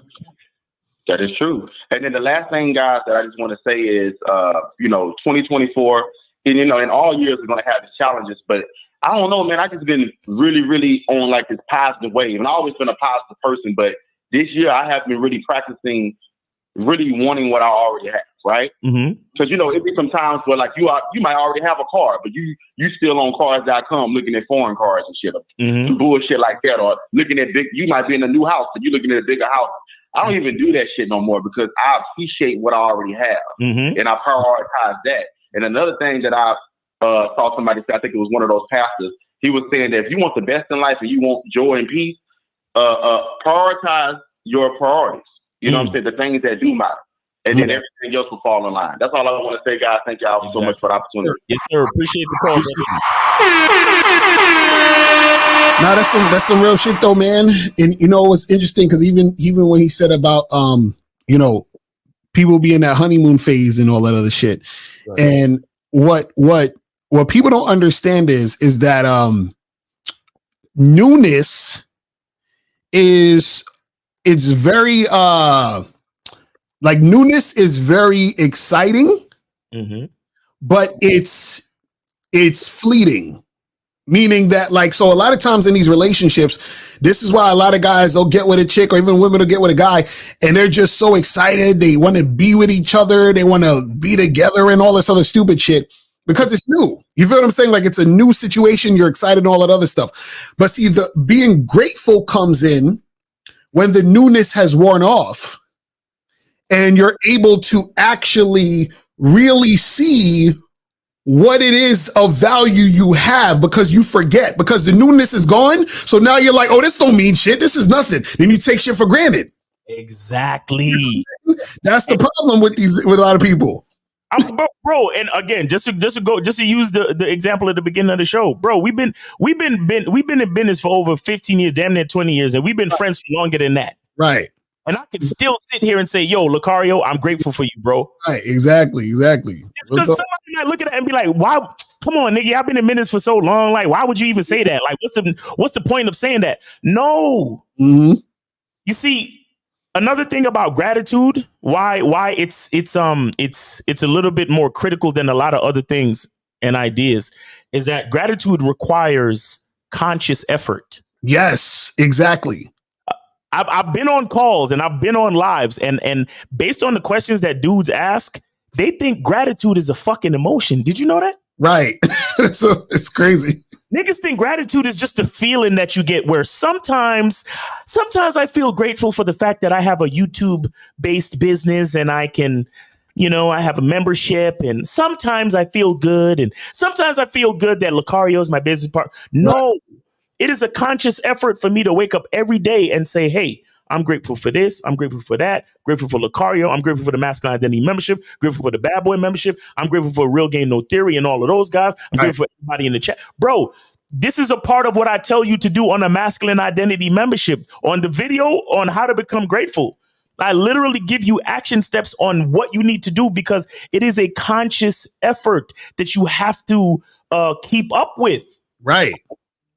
Real it's talk. That you have to do consciously. Right.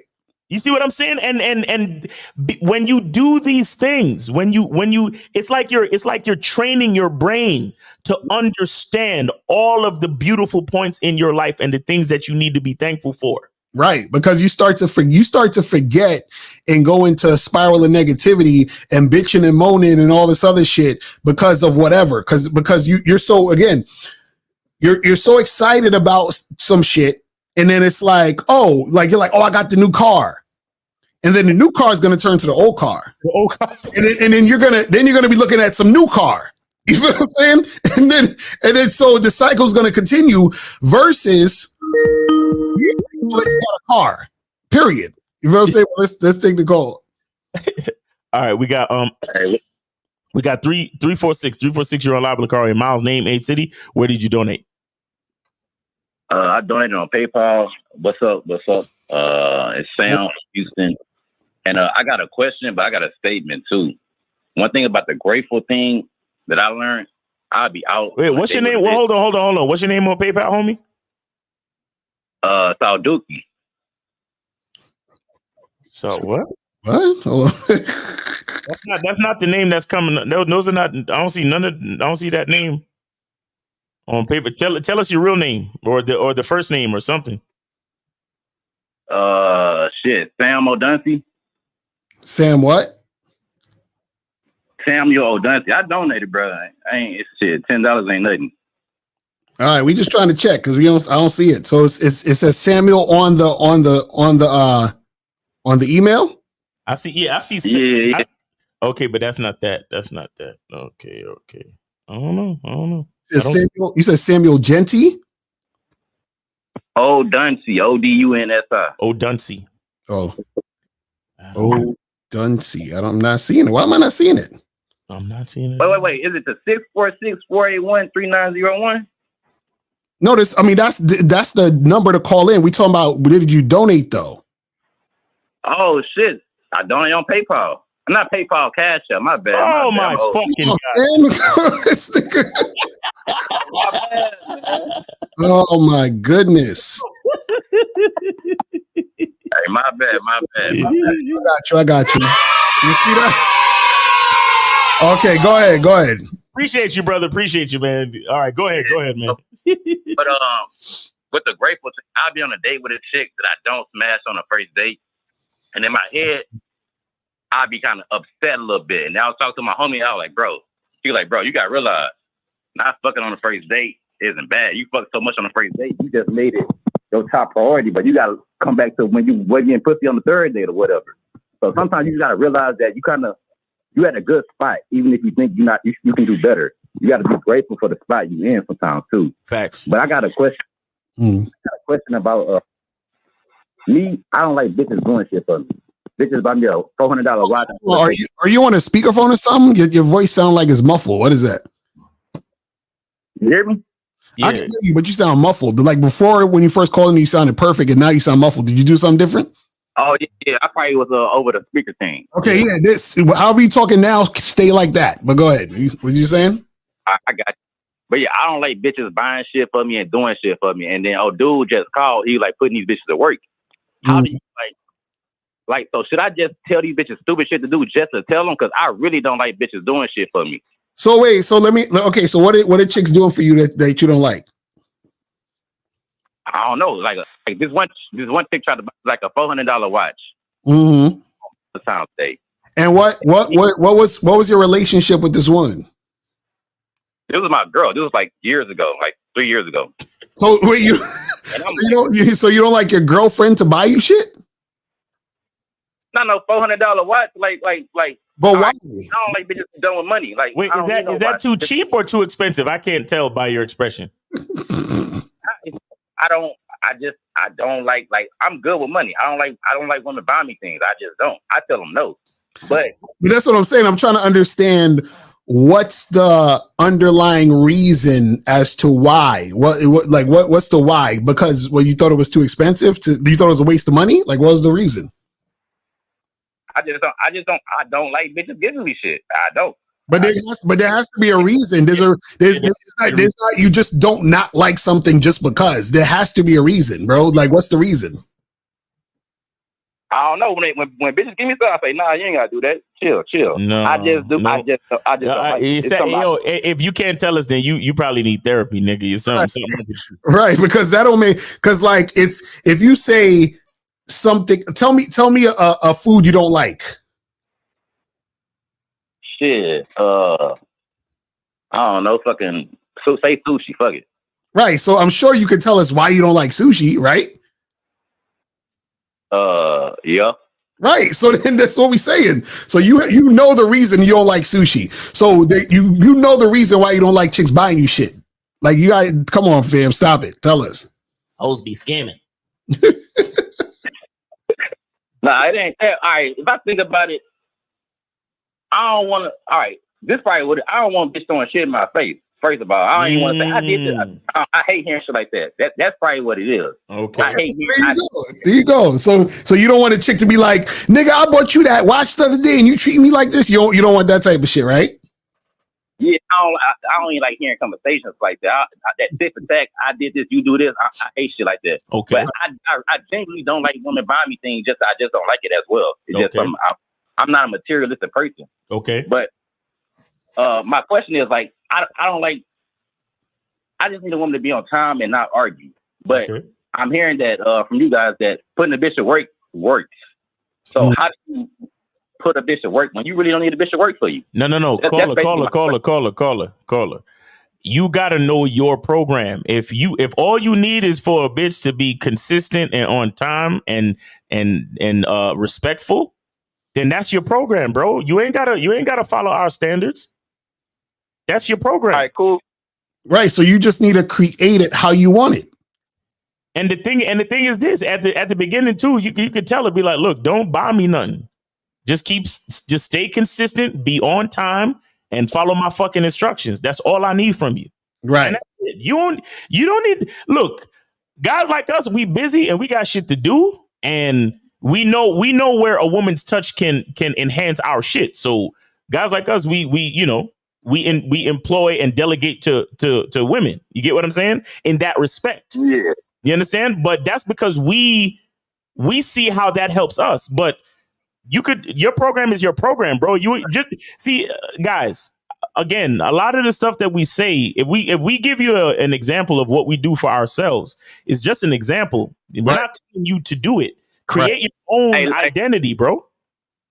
Hey, listen, I hear you, but my question is, I'm trying to implement that shit because why? On the cool, I think it works. I think that's a good thing having bitches doing shit. But I'm saying like, what if, but caller, this is what you have to understand.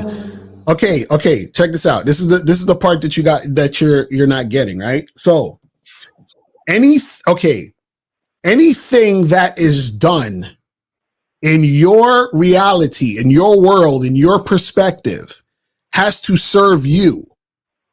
You understand? So what we're saying is that from our particular perspective of us being an individual, wanting this, wanting that, we create our program based on that. Like, so for example, a guy might say, listen, I need a chick to cook and clean for me, at least 5 nights a week, right? Another motherfucker says, I don't need no bitch cooking me nothing because I'm the best cook ever. I need her to do this other thing.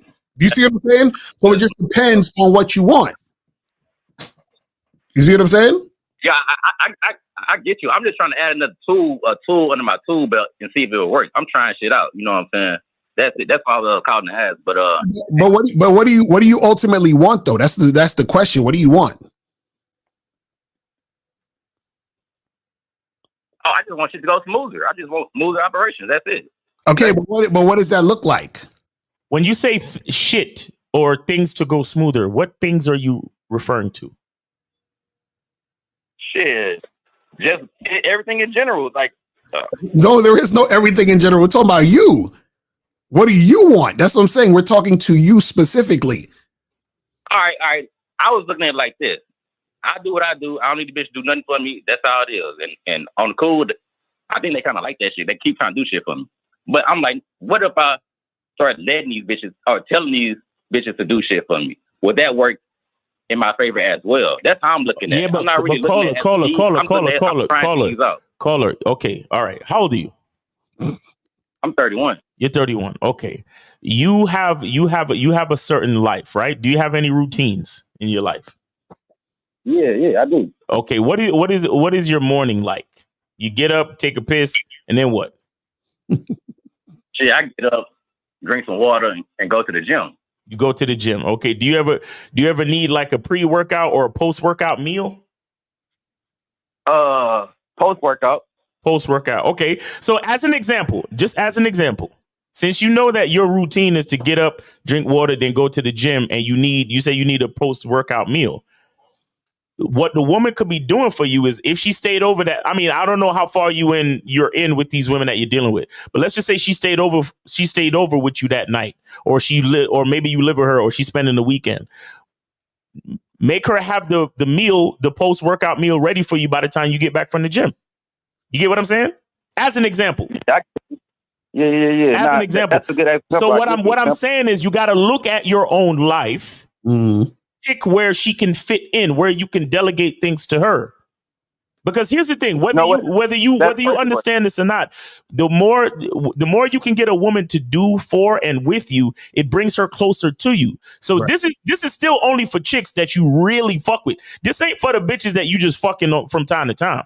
This is for the women that you really want to be a part of your life type shit. Right. Yeah, hey, that was perfect. I like that. That was perfect. Okay. And one more thing you got to understand too. Another thing you got to understand too is that, and Lucario said this on another live, there are times when a woman is going to do things for you that you didn't tell her to do. Right. And that's okay. Like when she goes ahead and buys you something or whatever it is, that's okay. But it's the most important parts is the things that you tell her to do. You understand that? Right. Yeah. So when she buy you that watch, that shit really don't fucking matter. You don't need to get upset or happy about that. You could just gracefully accept the watch and be like, hey, thank you. I appreciate this. But what's really important is the things that you discuss and you tell her, hey, I need you to do this, this, and this. Right. Those are the things that mean something. Anything that she does on her own mean absolutely nothing. And and like you said, she might just be doing it just so she can have something to hold over your head or to bring up in a fucking argument. But at the same time, if you're dealing with a woman that is actually like that, that ain't the type of bitch you want to be giving your time to anyway. Because any bitch that would buy you some shit just to hold it over your head or just to be able to bring it up in a fucking argument, that's the type of bitch that doesn't get a nigga like me. A bitch like that don't get my time. You're right. That was some good advice, though. The shit is simple. I probably was just thinking too goddamn much. Yeah, you was probably overthinking it. Yeah. Yeah. Hey, but thank y'all, man. All right. There you go. Appreciate you. Appreciate the call, man. We got any more calls? No, we good for now. Guys, call in. How much time we got left? We got about like 20 minutes. Yeah. Another 20 minutes, guys. Call in. We got 20 minutes left. 919-647-9392. 919-647-9392. And we got the Manhood is a Skill Set show tomorrow, 1:30 Eastern time. Lucario, what time you going live tomorrow? 5? 5, yeah, 5 o'clock. All right, so Lucario's going live Saturday Night Live with Lucario, 5 o'clock, 5 p.m. on YouTube Live. And then we're going to have the Real Game No Theory on Sunday, 12 noon Eastern time. So make sure you guys tune in to the weekend shows because we goes in and the calls be crazy. So, yeah, man. Right. So it says, what's the best way to get your woman to recognize you as her protector rather than her attack dog? Hilarious. Well, if you're her attack dog, then that means that she's running the show and she leads you, and you're a simp just for following her based on emotions. You know what I'm saying? I want to get back to that. Keep that question. Right. We got 502-502. You're on live with Lucario Miles. Name, age, city, and where did you donate? What's going on, Local Miles? It's Phoenix 41, Louisville, Kentucky. I donated to PayPal. Okay, I see it. Appreciate it. What's going on? Yeah, it's just a couple quick questions real quick. I think I know the answer, but I was just making sure that, okay, so before someone is say before you were a student of the game or part of the game, right? You weren't in the game. You can't ever charge a woman then, right? Because you weren't part of the game to be able to charge a woman. Correct? I mean, you can. You just probably wouldn't know what you were necessarily doing, but you still charge. You could still charge a chick to the game regardless, whether or not you know that's what you're doing or not. You see what I'm saying? So if you don't have no game and you don't understand game, but you in a situation and there's a chick you fucking with, and you're like, all right, this chick is acting stupid. I'm gonna call it a day with her and keep it moving. You just charge us to the game. You see what I'm saying? Like you're still doing the things. You see what I mean? It's just that you may not necessarily understand what you're doing at that point. You see what I'm saying? Oh, okay. I got you. Now, which leads me to my next question. So say those women that you were dealing with before you were a student of the game, and then now, they come kind of cycle back around, but you had already, charged them way before you know what it was. It's still best to kind of leave them alone, right? I mean, it just depends. It depends on what you want to do specifically. So the thing is, let's say you were in a situation where the chick wasn't necessarily like, she didn't do anything like disrespectful or nothing, but y'all just were on y'all weren't on the same page. Let's say you were just trying to have fun and hook up. She was on some, I want a serious boyfriend. And you was like, nah, I'm not really with that. You kept it moving. And then later on, let's say 2-3 months down the line, she comes back. She's like, hey, I was thinking about you. I want to see you. Let's have some fun or whatever. And he's like, all right, cool. Let's make it happen. You see what I'm saying? So you still stuck to what you was doing. She just came back around because, she changed her mind. Some other shit happened. And now she's on that, on the same page as you at that point. You know what I'm saying? Oh, okay. Because I was asking because I'm having situations, say these were women that I had met or whatever, say we would just make it friend zone. They friend zone me, which actually technically I friend zone myself because now I realize now as a student of the game how I got there and what led to that. But these women kind of like I still see them, they still coming around.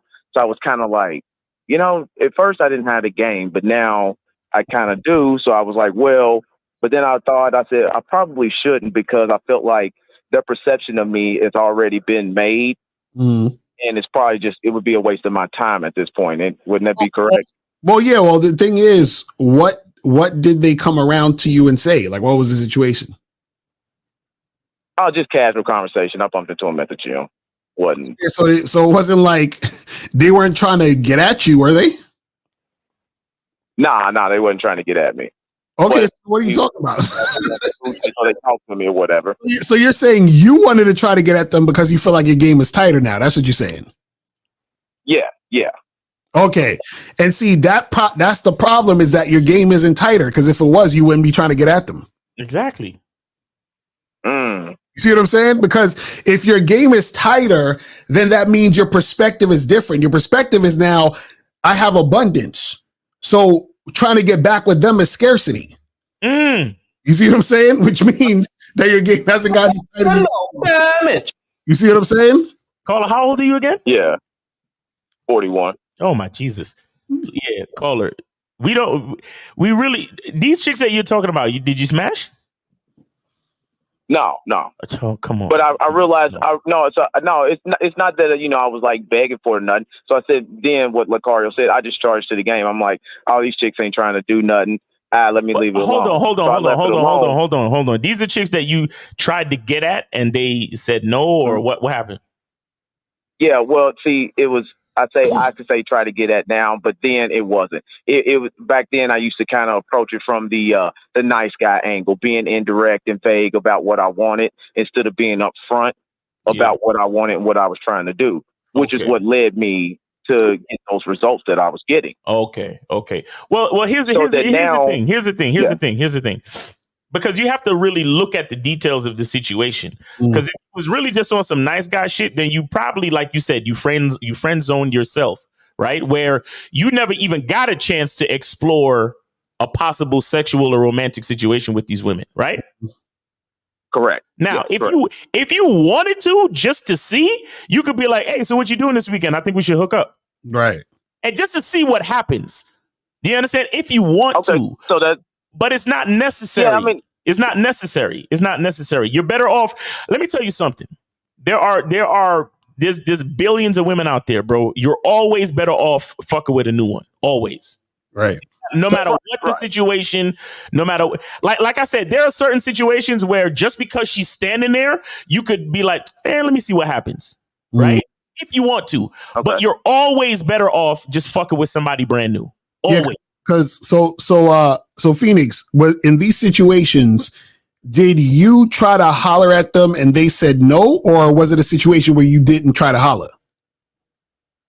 I did. I indirectly tried to holler. You kind of be like suggestive type of stuff, like, hey, if you ain't busy this weekend, maybe you can come on over. Maybe we could watch Netflix, stuff like that. And they declined. Push stuff. Yeah. Right. And then they declined. Right.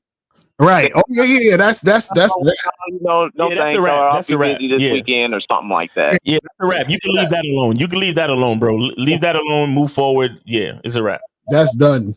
You know what I'm saying? I thought you were saying that you didn't even get a chance to make any type of advance at all, where you just kind of said hello and kept it friend zone because you were too pussy to say that you wanted to go out with them or something. Oh no! But see, I don't know. I didn't even count that. I mean, me being indirect and things ain't that no type of advance. Ain't really an advance, 'cause I didn't even cover what I wanted. no. Listen. If you asked a woman to spend time with you and she declined, that's enough. Right. That's what I'm saying. You propositioned her for a situation and she declined. It don't matter if it was direct or indirect. You told her, hey, let's hang out and watch Netflix. And she said no, or she didn't do it. Right. Oh, okay. Right. So that's already she declined, even though my offer was disingenuous, though, right? Either way, she declined. So what I'm saying is her interaction with you was, I'm not interested.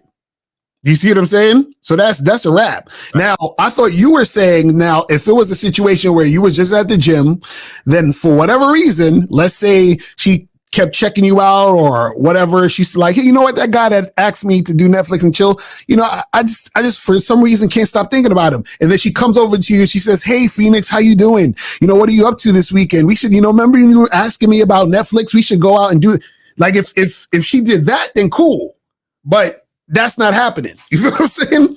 So the fact that you already said to her, hey, let's do this, and then she declined, that's a wrap. That's over. Yeah.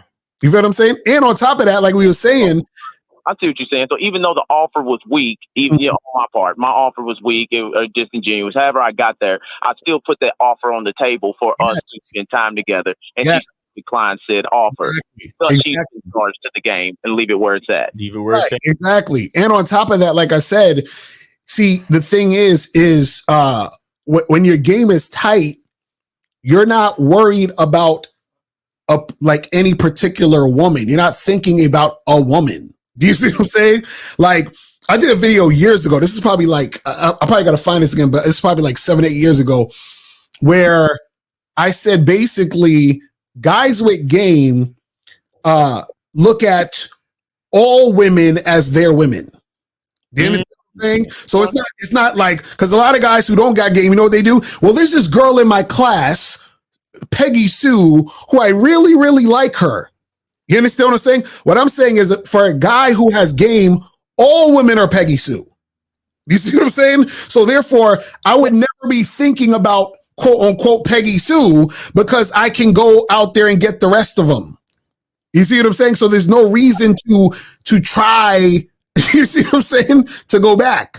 And what I'm saying is the trying to go back or thinking about going back, a lot of times, what happens is that is a lack of game. You understand? Because what happens is that you're indirectly putting that woman on a pedestal. You understand? Which is why you're going back to that particular woman.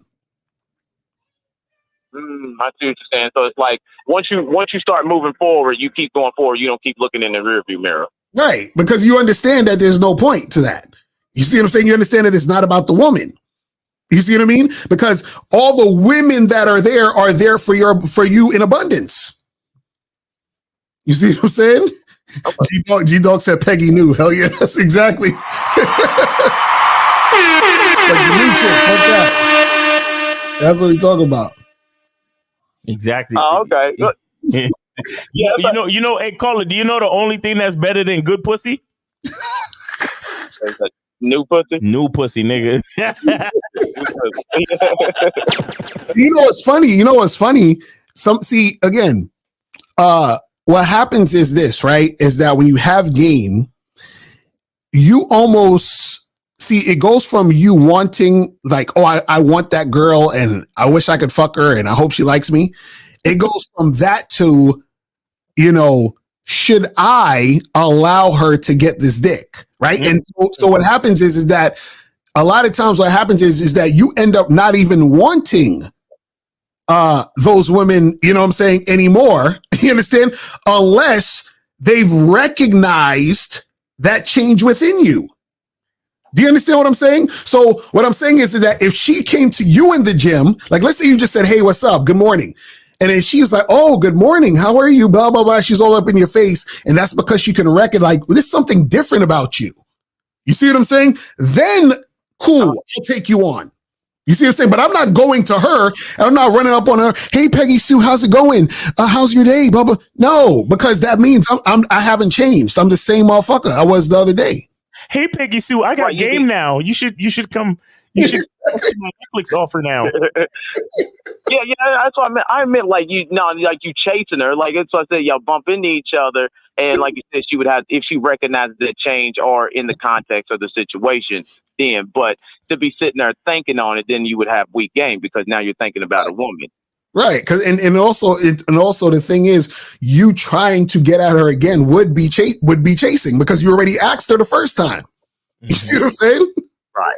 Let me tell you, you guys, this is why you guys got to get on the membership because I need y'all to stop thinking and I need y'all to start knowing.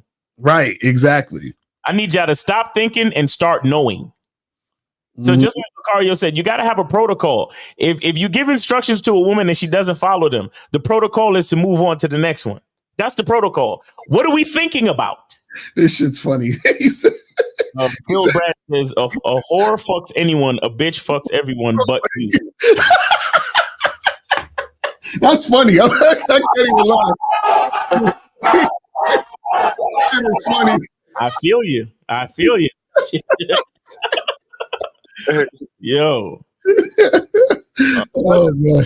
I guess that's why I still needed the clarity on. Because see, I always thought that if I could see where if the offer was strong or weak, then it would be on me, and I'd be like, well, it's always on me. But I would go, well, damn, if I did some lame shit or I made a weak offer, then it'd be different. But it doesn't matter. The offer was there, so the offer's been declined, whether it was strong, weak, game, no game, whatever. And then that's why you just move on. It doesn't matter. Right. Exactly. That's what it is. You know what I'm saying? All right. Okay, I appreciate that, y'all. I appreciate that clarity. I'm gonna go ahead and leave it on alone then. That's what I figured. I was thinking about the like how you give the bully perspective. Like once the guy, he tries to, the bully being nice, they can be more believable. But the nice guy now trying to be the bully, they already got that perspective. They like, nah, we ain't gonna get out of it. Exactly. That's what it is. And that's what I thought about when she kind of talked to me today. I was kind of like, I don't think you're gonna ever see me like that. So I'm gonna just leave that alone. I was just like, how bad is this chick, man? I mean, she's all right. It's really not about being bad in the looks. It's more so on the clarity for myself to grow in the game. So that's why when questions come up, I just ask. Okay. You know what's funny? This is how you know you really got game. Let me tell you, this is the aha moment for you. I'm gonna tell y'all guys. I'm gonna tell you right now. Okay. Do you realize that? Okay, when you're a guy who has game, a woman is never hot or the shit or a 10 or anything until she's actually been vetted and she's a significant woman in your life. Facts. Because what happens is, like, let's say, for example, matter of fact, I would say a chick can't really be a 10 unless she's your girl. Do you understand what I'm saying? Because you're what you deem worthy is the shit she's done consistently by being under your leadership. Because when you're looking at her, you're looking at yourself. You know what I'm saying? So how can any chick be the shit or a 10 or awesome and all this other stuff if she hasn't really been with me? Right. And that's the thing. Guys who don't have game, what they're doing is they're looking for women to validate them. Mm-hmm. See what I'm saying? But a man who has game he's not validated by women at all. What he does is that he allows women to be under his program. And then he appreciates the fact that this woman has been consistent, right? Because that actually shows that she has game. Right. You know what I'm saying? That's how that shit works. So this is why we're saying where the idea to even go back to that chick or thinking about that chick or giving a fuck about what she's thinking is ludicrous when your game is tight, because if your game is tight, then you would realize that her interaction doesn't really mean anything. It means, bro, you think I give a fuck about how you play the fucking thing? Facts. Hi, how you doing? You think I give a fuck about how you doing, bitch? All I want you to motherfucking do is open your mouth and say something so I can hear how your voice sounds, so it can tell me how the fuck to get at you. You see how the game is deep. The game is deep. And it's the funny part. Once you understand that, check this out. Imagine how much more attracted women are to you when they know that you don't give a fuck.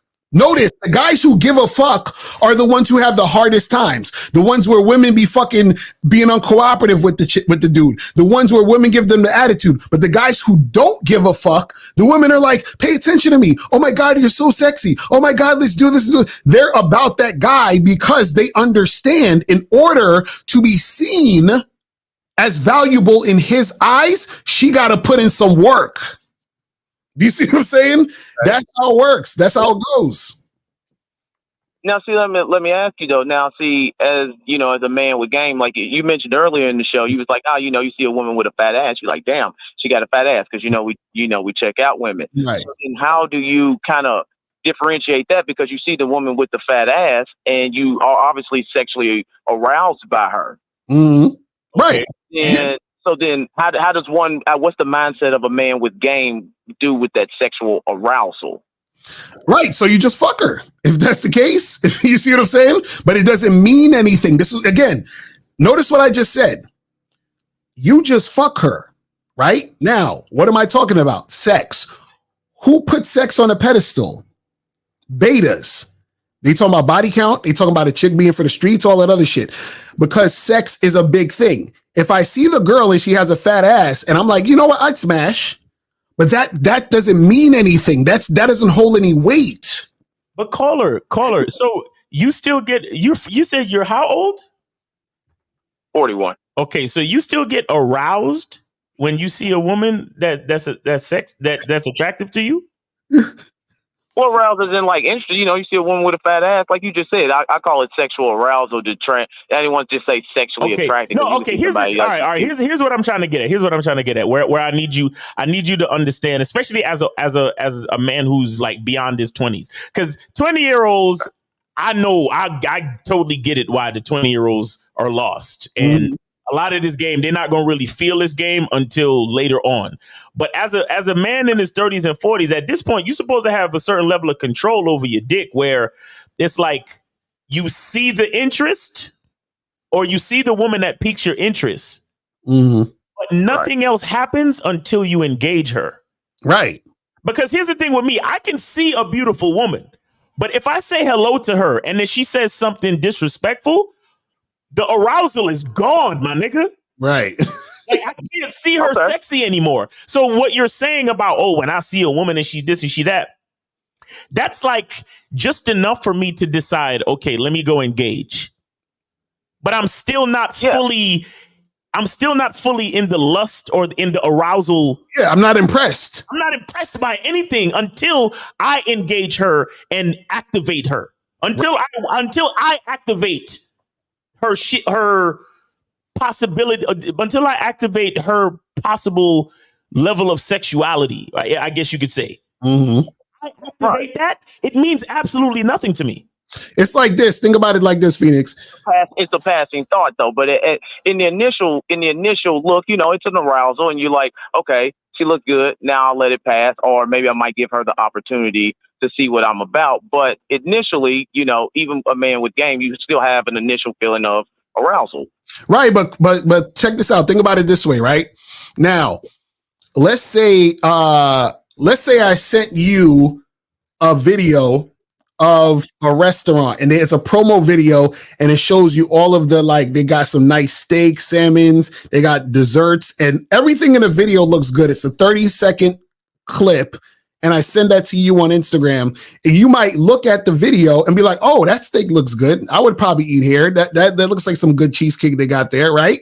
So you appreciate it, but you're not really, it doesn't really do much for you. Why? Because you just ate an hour ago, and you're going to eat probably later tonight, and you're going to eat probably the next morning. So you're not really impressed by the food to that extent, because you eat every day. You see what I'm saying? But you still appreciate it. Oh, that looks like a good steak in that video. Does that make sense? So even though you see the steak and you're like, yeah, there's something I would eat, it doesn't give you're not impressed by it like that. Do you see what I'm saying? That's what we're talking about. Yeah, you ain't salivating over the video. Right. Oh damn! I gotta have it. Hold on. Let me go ahead and hit the Uber Eats real quick. Even though you just already. You're like, yeah, I'd eat it if I go here. Like if we wanted to go here, tomorrow we could do that. But what happens is it's not really a big deal. But what happens is guys who don't have game, they're like a motherfucking homeless nigga that hasn't eaten in 2 weeks. You know what I'm saying? And all they can think about is food. Bro, let me tell you something, bro. A woman ain't even sexy to me until possibly like the third or fourth time we fuck, bro. Like, right.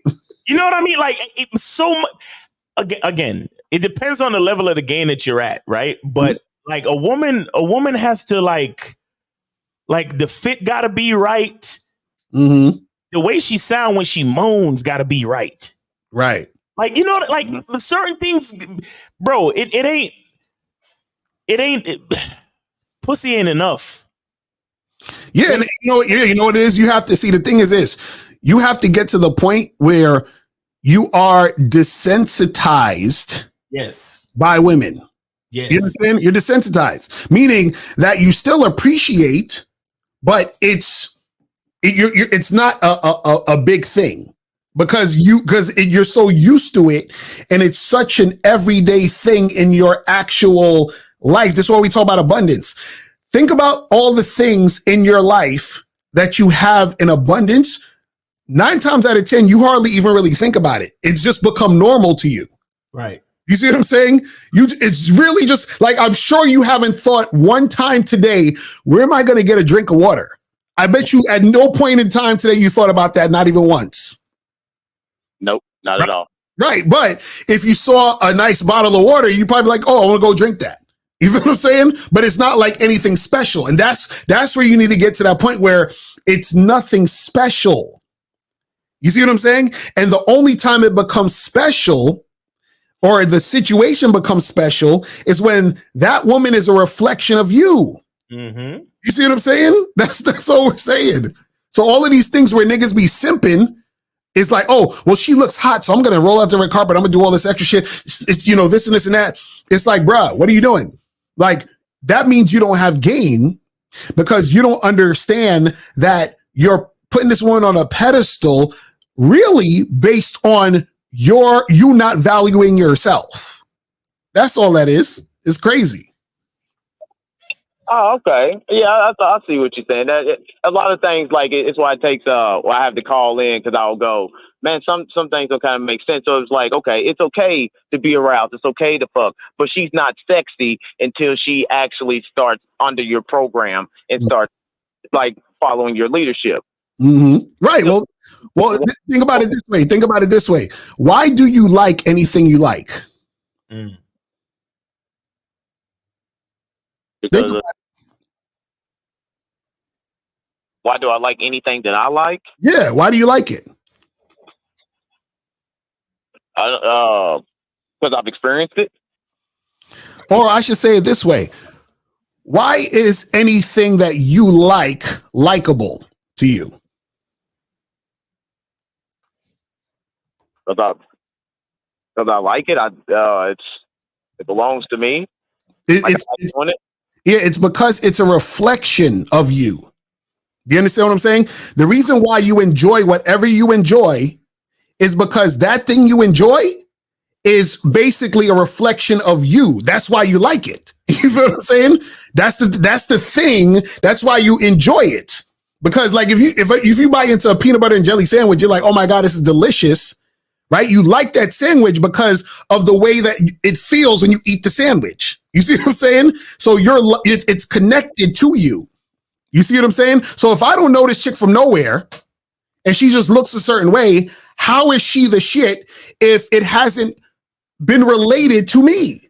You see what I'm saying? That's what we're trying to tell you guys. That's what we're saying, where it's a thing where and that right there is why a woman usually doesn't respect a man who just puts her on a pedestal, because she knows deep down that if this man actually had any self-worth, she would not be on that pedestal. Do you understand what I'm saying? She knows this. The guy just doesn't know it. You see what I'm saying? And if she's on that pedestal, that means that he's looking up to her because she's above him. Exactly. Exactly. And that's why she treats him like shit, because she's like, wait a second, why do I need to treat you good? You don't treat you good. So fuck you. You feel what I'm saying? So call it. That's why we tell you that the game is about you, because you literally spend your entire life looking for yourself. Right. Exactly. Exactly. That's what it's about. Like that's what it's about, man. Based on the things you like, based on the places you go, like Lucario said, how do you know you like something? It's because it's a reflection of you. Right. So you're always looking for different pieces of you. And that's why you got to understand who you are. So you know, because the reason why because when you speak to a woman, when you meet a woman and you're talking, what's the reason why you guys click? Exactly. Right? Oh yeah, we clicked. The reason why you clicked is because you're seeing pieces of yourself inside her. Facts. That's a fact. Because when you fuck, there's pieces of you inside her. So this is why you have to. This is why we tell you guys, focus on yourself. This is why I created the Masculine Identity membership. Knowing who you are is the most important thing in the fucking world. Because everything from your job to your girl to the gym you work out at, the places you go to, your hobbies, the food you eat, the things you like to wear, the friends that you keep, and the places you hang out with, and people you hang out with, they have to do with you. Exactly.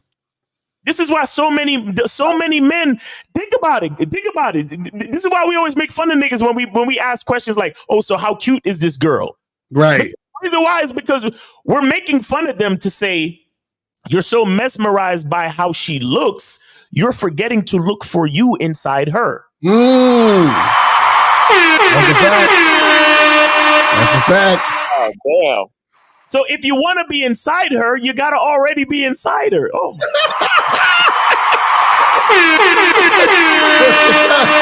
That's bars. Y'all ain't ready for that. Y'all ain't ready for that. What did I say earlier? I don't believe that these niggas need this game. I don't feel that. I know. Right. I know because I am. Okay. That's a fact. Fuck, man. Stop playing with me, man. Hey, memberships, man. Get on the memberships, bro. Or y'all niggas that be calling, book a consultation one time, man. Then invest in yourself, man. Y'all know niggas got the game, bro. Stop playing, man. Yeah, I do. I went into memberships and got a program, so yeah. Yes, sir. Definitely. I appreciate y'all doing what y'all do, man, because it really does. You can still call in for the clarity, even if it's just things that pop up. Facts. Y'all on like every day doing that, putting in that work. So I appreciate y'all doing what y'all do. Yes, sir. Real talk. All right. Oh, man. I appreciate you, brother. Have a great weekend. Remember to check out the shows. Yeah, check out the shows over the weekend. Real Game No 3 on Sundays. Lucario's going live Saturday at 5, and we got the Manhood is a Skill Set show on Saturday afternoon, 1:30 p.m. All right. All right. I'll check it out now. I'll let y'all. Peace, brother. Peace. All right, so I'm gonna kill these lines, and then we could do the questions, and then all right. So you said you wanted to talk about questions. Yeah, the best way to get your woman to recognize you as her protector. Okay, so the best way to get a woman to recognize you as anything is to make sure you are consistent in how you show up in the situation. Right. You got to have a masculine identity of a protector. You understand? If you are a protector, you have authority. You move with authority. Right. Hey, you know what? The other day, some funny shit. The other day, I was taking my lady out the car, and this white lady was walking past. And when I just took her out the car, she was kind of standing in front of me, and she was about to walk into like the traffic area. Right. And so I told my lady to stop, and then I got in front of her. And you know, this white lady was like, "Oh my gosh, are you okay?" She was like, "Oh, I'm sorry, my bad. I thought he pushed you or something." Oh my God. and I bring that up to say that the way that I show up in a situation when I'm making moves with my lady, I show up as a protector. Right. Because see, you said attack dog. An attack dog is controlled by his owner. Right. Mm-hmm. I will never be an attack dog. Because if an attack needs to be made, that is a decision that will be made by me. Right. So ain't nobody gonna be like, get him, boy. Ain't nobody gonna say that to me. Right. Ain't nobody gonna be like, Miles, go do work. Go get him. Mm-hmm. I don't have to say nothing like that to me. Right. Because I show up as a protector, and she understands the authority of my leadership and protection. Mm-hmm. To the point where both of us was laughing at the white lady because the white lady didn't understand what she was seeing. Right. She was about to be on some Karen shit, even realizing that I stand in front of my woman for safety and protection. Right. You understand? This bitch thought, oh my God, I thought he pushed you. I'm sorry, I didn't. Hilarious. So, yeah, and then K, it depends on the way you show up, bro. It depends on the way you show up, and you know it's just weird, bro. Like imagine a man being a protector for his woman can get that type of look from a stranger. That's weird, right? And you know what the funny part is, the reason why that happened. I was talking about this on Clubhouse earlier. I was talking about simping and all this other shit, and I said, you know, a lot of times simping comes from where guys are, you know, bending over backwards to men to the women, but essentially doing what is expected of them from society versus having their own protocol as a man and coming up with their own thing for their situation. So you have your own thing for your situation, and the woman represents society trying to, it's like an agent type of situation because she doesn't really know, but she's going based on what her societal programming is and thinking she knows what's best for your situation. Right. Exactly. You see what I'm saying? So a lot of people, you know, they asleep with that shit. And see, when you have game, you know, you see things a whole different way and understand certain things differently than other people would understand that shit. Mm-hmm. Says, I'm confused. Is the boyfriend insecure, or is it a good idea to break up with his girlfriend after that concert video? Well, this is the thing. Everything that led up to that concert video is all his doing. Right.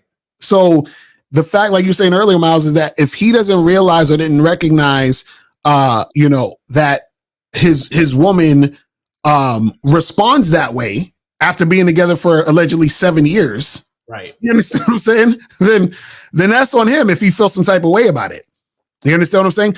But and see, the thing is that what you guys gotta understand about insecurity is this, right? Is that most people in relationships are extremely insecure because most people are taught to that being in a relationship really, like they've been taught that it means constant anxiety.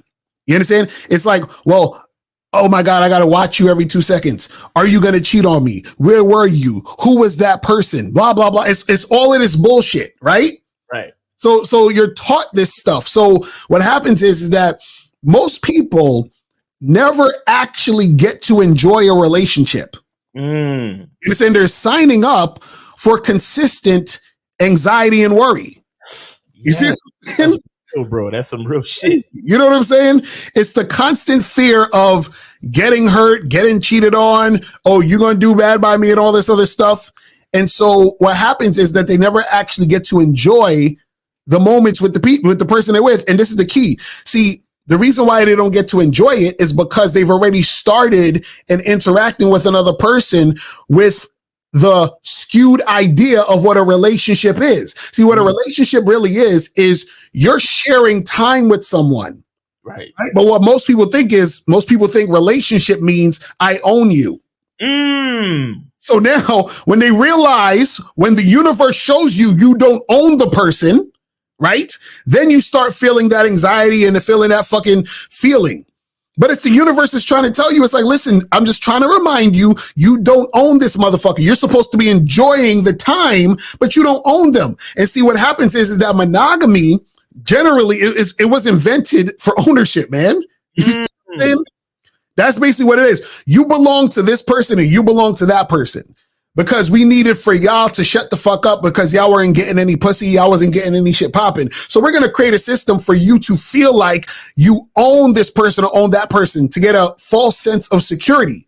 But because there's no real security, you're always going to feel anxiety because nature is always going to overrun the little fucking societal programming that you put up. Emotional damage. Nature does not give a fuck about what you call your relationship. You understand? Nature is going to be what it is. And nature is telling you that you share this and enjoy this. You understand? But you don't own the person. In fact, this is the funny part. The only reason the person you're with is with you, the only reason they're with you is because of their own selfish desire to be with you. Exactly. So it was never about you anyway. Exactly. You know what I'm saying? That's the part that motherfuckers don't get. You're like, oh, but how could you do this to me? To you? To you? I'm not doing this to you. I'm doing everything for me. What are you talking about? The only reason I'm with you is because of me. Hey, let me add to that real because I wanted to say this earlier. Everything that happened to that, because the dude was like, oh, I feel for this dude. I feel for this dude. Mm-hmm. I don't feel for him. I'm actually happy for him. Right. And here's what I mean when I say that. Allegedly, he's been with the woman for 7 years. Mm-hmm. He's been in a 7-year lie. Mm-hmm. He's been in a 7-year state of confusion, really. Right. And this instance showed him what he needed to see. Right. And so he came to the concert with someone and he left alone. Right. That is like you said, Lucario, nature showing him the truth of his relationship. Exactly. And you ain't have you got 7 years and you don't need it no more. Like you're good now. Right. Now you're free to explore other options with your life, bro. It was the best thing that ever happened to you. Because like you said, I'm sure there was a lot of that anxiety during the 7 years of the relationship. Like, oh my God, let me check her phone. What is she doing? Who's she talking to? Niggas is liking her pictures, blah, blah, blah. But now you're totally free of all of that, my nigga. Right. That's a fact. You're doing good. Shout out to Boss Man, because I remember he did a video. He said, listen, if your bitch leave you, congratulations. You should celebrate. You rejoice. That's what he said. Rejoice. Tell you rejoice. So once your chick leave you, rejoice, bro. Rejoice, It's crazy. I'm telling you, man. So this one says, Zakari, do you believe that most guys get a girl by chasing her? Well, yeah, I was talking about that on the show the other day. I was saying that a lot of guys wear women down. So a lot of what guys would even consider courting, a lot of times they wear women down. And what happens is that women give in because since most women don't have game, they settle. So you have a guy trying to wear this woman down and then the woman settling. So when a guy who's wearing a woman down meets a woman who's settling, it's a perfect match. You see what I'm saying? Like it works out perfectly. You see what I'm saying? It's crazy. So what day does Lucario go live solo? Every day except for today and Sunday, I think, and Monday. So because I do the show with you and the only days I go live by myself is Wednesday and Saturday. Wednesday and Thursday and Saturday. Yeah. So Wednesday, Thursday, Saturday. Those 3 days. It's Saturday. Because y'all bullshitting ass niggas. Y'all don't like me. Right. Yeah, call in with all your trolling with me. Y'all know I'm ridiculous for that shit. It says, when should you reward your girlfriend with presents? How frequently do you guys, Ms. Lucario and Miles, give your girlfriend presents? I mean, it could be whenever you want. You feel what I'm saying? But the thing is that, you in your relationship, right? Understand that it's not really necessarily about presents because you're the present, you're the gift. You feel what I'm saying? So my presence is the gift, nigga. Right, exactly. You know what I'm saying? So it's not really about that. But if your woman is on point, then what that means is that she's earned her spot. See, women, this is the funny part. Women get a lot of benefits by being consistently cooperative. You understand what I'm saying? And that's when a woman understands game. She understands that when she finds a man, all she has to do is be consistently cooperative, and she's gonna reap the benefits off that shit. You know what I'm saying? Right.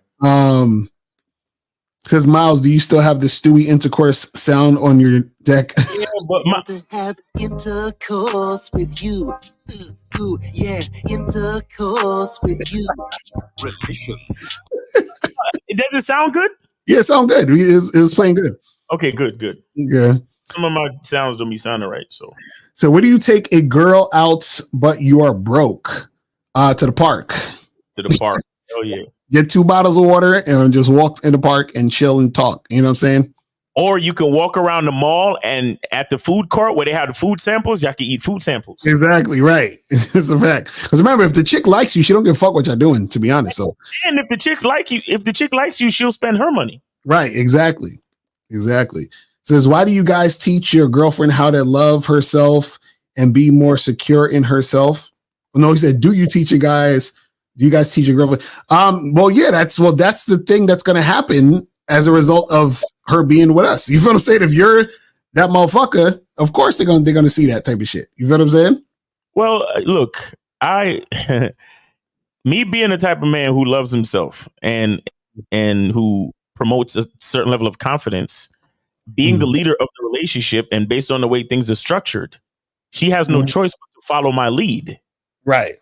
So therefore, she will love herself and she will feel more secure in herself because I'm a constant source of confidence for her.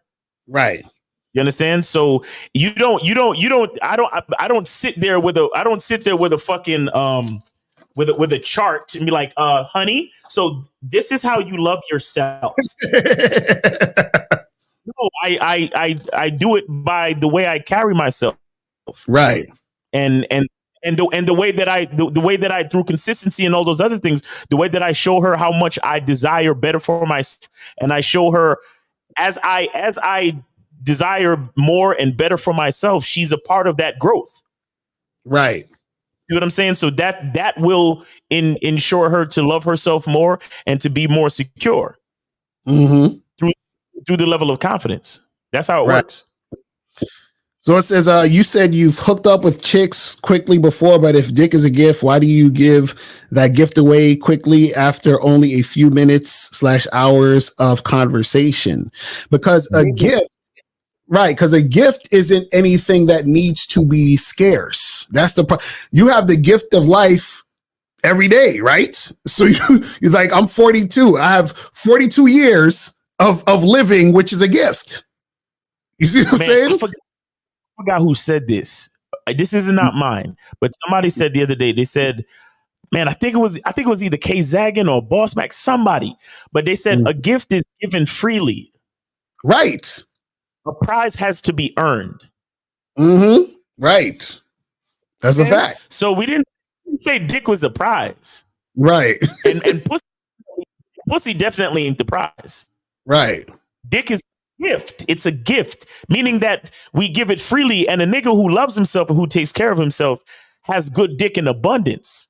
Right. So to even further speak to your question, Truthology, first night dick is different from relationship dick. Exactly. First night dick, I'm probably not even going to pull my pants off all the way. First date night dick, I'm probably not even going nut. You understand what I'm saying? So first date night dick is just letting her know I got that hard for you. Right. And I know how to use it. Now, if you want more, be content and show up like how I need you to show up so you can earn some more of this. Right. Because you understand what I'm saying? But right, because see the thing with people have this idea that scarcity makes something valuable, but that's not true. Scarcity is only valuable in the material world because it's a social construct. Because in actual reality, there is no such thing as scarcity. You see what I'm saying? But scarcity is used. You see what I'm saying? They don't understand. See, scarcity is used as a validation tool for people who don't understand their value.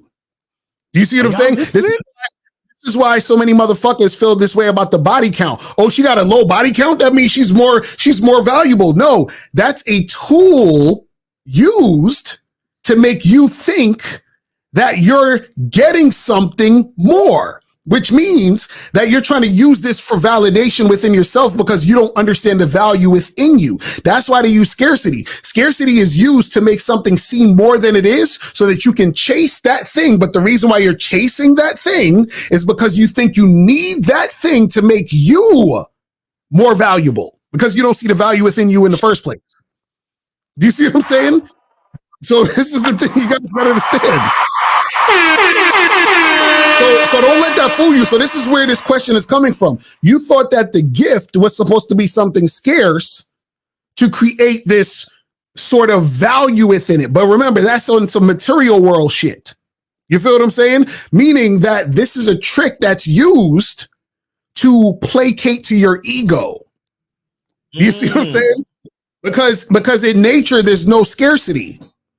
You see what I'm saying? But again, we use these mechanisms to try to create a certain hierarchy so that now I can say, well, you know, because you have low self-esteem already. So I'm going to play off your low self-esteem to say this thing here is scarce. So if you were to attain this thing, then you could have higher self-esteem, but you can't have higher self-esteem until you get that thing. So ladies, don't fuck, because if you fuck a lot and you have a lot of bodies, then that means that you're not scarce anymore, which means you're not valuable. And guys, don't get with this girl who has a high body count, because if you have a high body, if she has a high body count, she's not valuable. You got to get with this girl who's scarce, because if you get with the girl who's scarce, that will make you feel better about yourself because you pulled a woman who doesn't have a high body count. You see how that works? They trick you based on your ego. You see what I'm saying? That's how it works. That's how it works. Bro, So- listen, stop it. Tired of giving up this. Look, I'm about to make the game. I'm about to use scarcity to make the game that we spent, because y'all niggas. That's a fact. But see, that's a perfect example. Somebody the other day in the chat said, Lucario, how do you keep coming up with things to talk about? And I said, bro, it's because we have an abundance of information. We actually live life. Our life is abundant. Yes. So there's always something going on. There's always experiences. There's always something that we're picking up on. There's always something that's being taught so that we pick up on that so we can teach you guys. You see what I'm saying? But a lot of times when people have scarcity, they're not thinking on that level because they feel this is why motherfuckers hate, and this is why motherfuckers try to sabotage you, or they try to make sure you don't get it because they're like, well, if he get it, then I can't get it because there's only a certain amount. So, you know, I don't want them to flood the system because it's, you see what I'm saying? But if you understand abundance, then you understand that there's room for everybody. There's so much out there. There's more than you could even handle at some points. So the problem is too much motherfuckers have this scarcity mentality, but then they also use that to trick you into thinking that something is more valuable because it's scarce. And that's furthest from the truth. Everything has value. Do you see what I'm saying? There ain't no fucking such thing as this is high value, low nonsense, man. There's a bunch of bullshit. That's how they get you. You see what I'm saying? So don't believe all that bullshit. Crazy, man. Oh, Lucario just gave y'all. Oh, y'all, $1 million worth of game right there. That's what we trying to tell y'all. That's what we trying to tell y'all. You know what I'm saying? All right, we got a few more of these questions, and we're gonna wrap this shit up. Said I still see women as a burden. What's some advice to counter that? Be grateful. That's what we saw about earlier. You know what I'm saying? Exactly. Says how to be more spontaneous / tension building with women. Be honest. You know what I'm saying? That's basically what it is. Is the more honest you are. You know what I'm saying? Go ahead. No, I'm saying the more honest. Yeah. Oh, you was cutting out. Go ahead. You finished. The more honest you are. No, I was just saying, the more honest you are, then the more spontaneous things will be and the more tension will be built, because what happens is that honesty is so authentic and real and within the moment. You feel what I'm saying? So that's what it's about. Yeah, I was gonna pretty much say the same thing, but in a different way. I was gonna say niggas be lying so much, the truth is actually exciting these days. Right, exactly. That's a fact. Says, why do women reject me like to come back around me when I'm in the area, train station, Target, gross? I don't even know what you're talking about. I can't. We ain't got time. You have to call tomorrow. Go back real quick. Go back real quick, please. Yeah. Okay. Palm trees. They're not coming back to you. What happened is they realized that you are a source of free attention. Right. That's all. Right. You probably hollered at them and showed that you were kind of needy and simpy and shit. And so when they see you, they're like, oh, I can get a free confident boost from this nigga. And so they holler at you when they see you. But that's about it. They're not, and this is why, guys, don't stop overthinking this shit. Right. It's either they fucking with you or they not. That's it. When you start asking these type of questions, now you're just wasting time, and they're using you for they're taking up space rent free in your mind, and so they use you for attention, bro. That's it. Right. Real talk. It says she is never valuable until the man says she is, because the man is the one that chooses. Right. Well, yes. She's, everyone has value, but she's not going to be valuable to that particular man unless she is valuable to that particular man, meaning that whatever he wants, then, and she's displaying that, then that's going to make her valuable to him. You see what I'm saying? This says, if she can't follow instructions, I'm never letting her plan the dates. What? I'm confused. Joelle said, you spoke of if you care, she'll go. If you don't care, she'll stay. If you don't care, how can you enjoy her fully if you don't care about her or their experience? No, and I'm not saying that you don't care in the sense that you don't give a shit. What I'm saying is that you are, I can say it this way so it makes it a little clear. You're not hung up on whether she's there or not. You understand? Meaning that that's not going to ruin your situation, because like I said earlier, you share the experience. So so this is basically what it is. If you never get into a relationship with the expectation of holding on to the person, then you can never lose them. Do you see what I'm saying? So that's where the premise is that a lot of people get into the situation thinking, oh, I need this person, we got to be together forever and all this other stuff. So when it breaks up, then they're in turmoil, right? And they care so much of keeping it together because they feel like they need to, based off societal pressure, what they've been taught that needs to happen and all this other stuff. So what we're saying is that if you're in a situation and you don't care, meaning that you're like, I'm carefree, I'm just enjoying myself, right? That usually makes a woman want to stay because she also feels free in the relationship too. So what happens is that she feels free there, so she wants to be there. Do you see what I'm saying? That's how it works. Whenever you're trying to hold on to the chick, whenever you're like, well, what are you doing? Let me see your phone. Where are you going? She feels held down. She feels like she's trapped. She feels like she's in jail. That makes her want to break free. That makes her want to leave. But if she can be free there, she doesn't have to go anywhere. You see what I'm saying? That's how it works. Right. Now, if she does go somewhere, that's cool too. But you're like, well, it is what it is. I wasn't trying to keep you here in the first place. You see what I'm saying? And imagine how freeing that is, to where that anxiety that I was talking about, that worry, that goes away because you're not trying to hold on to anything. There's nothing to be anxious about. You see what I'm saying? And that's what I was gonna say, that replace the word care, Joe Blast, replace the word care with worry. Right, exactly. Replace the word care with worry. What Lucario was saying is that if you're not worried, she'll stay. You understand?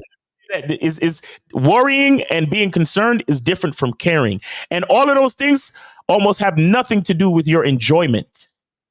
Right. Yeah, because you can fully be carefree and at the same time fully enjoy an experience. Exactly. You understand? I don't have to care to fully enjoy. Only person I have to care about is myself. I don't necessarily have to care about the woman to enjoy her enhancement to my experience. Right. You see And you don't necessarily have to care. And again, this is another one of those questions where it comes into ego and all that other shit. Right. Because why do I really need to care? If I invite a woman along for a beautiful experience, why do I need to care about her? Right. I don't need to actually care about her. I don't even need to love her necessarily. What I need to do is enjoy the experience.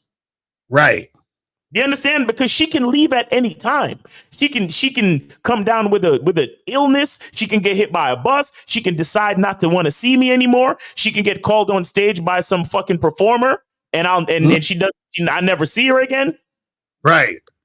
So do I really have to care about her, or do I have to just focus on the enjoyment and the memory and the experience? Right. You see what I'm saying? And this again. This is like where it starts to get like this kind of like this esoteric spiritual shit where it's like to care or to worry or to be concerned has more to do with ego and feeling than it does to do with the experience of your soul. Right. Because as human beings, all our souls are actually connected. So I don't need to care about this particular person, right, when everybody's actually connected. Right. We're in this experience together. The fact that I invited you to this experience says everything it needs to say.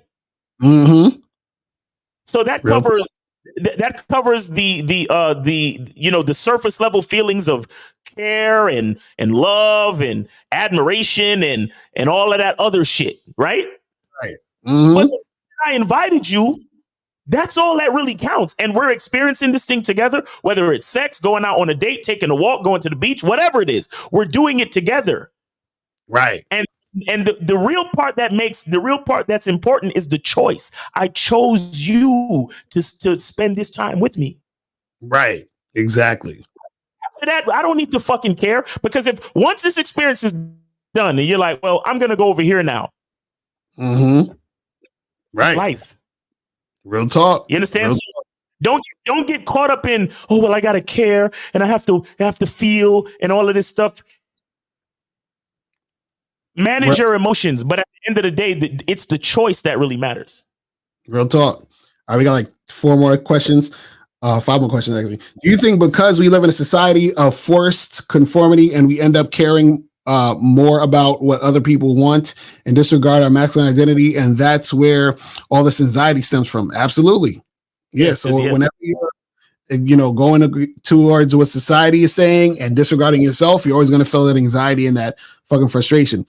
So why do you guys seem to always think rules are based on insecurity? Is father correcting a child for stepping or speaking out of line insecure, or is he reinstating the orders of a command? No, it's only insecurity when it's fear-based. You understand what I'm saying? So you can create a situation that creates order and boundaries. That's what we talk about with the program. But what happens is the insecurity comes in when it's something that's fear-based, meaning, and a lot of times fear of losing, fear of, being without the situation. So if you're like, oh, well, I don't want my girl on Instagram because I don't want guys DMing her. Why? Because I don't want these guys to be talking to my girl. Why? Because if they talk to her, then she's probably going to talk back to them. So, but if she talks to them, she might get with them and leave me. That's basically where it's stemming from. You see what I'm saying? So it's all about that type of shit. You see what I mean? Let me see. So this one says, hold on. Where is the other one? I think it's the last one right here.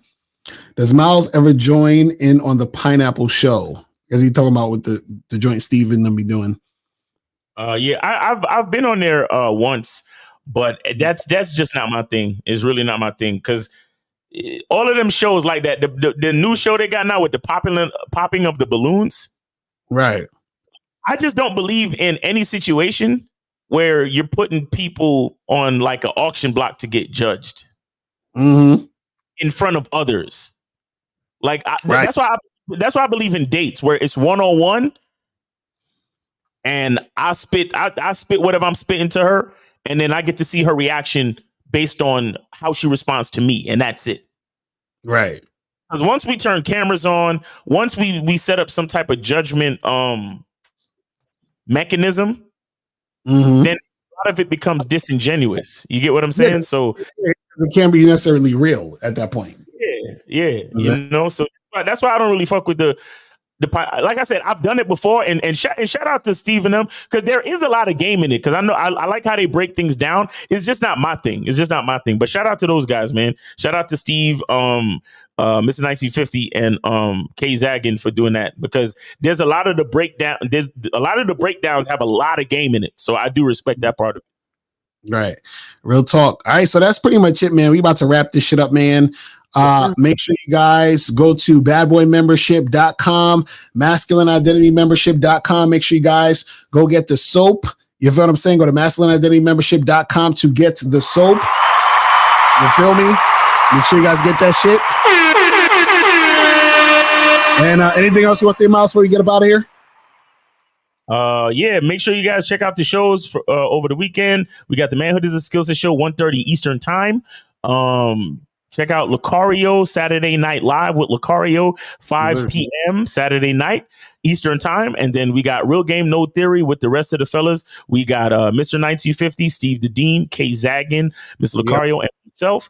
12 noon Eastern time on any one of those channels, man. So we appreciate y'all. Like I said, appreciate everybody in the chat. Appreciate everybody that called in. And yeah, man, let's keep getting it, man. And again, guys, I'd like you guys to just get on the memberships. Fuck with us. Get some coaching, because I need y'all to think less and to know more. Stop thinking and just know. You need to know. Oh, and I got six jars of shea butter left if y'all want to get the shea butter. So sure, get that shit. Get it.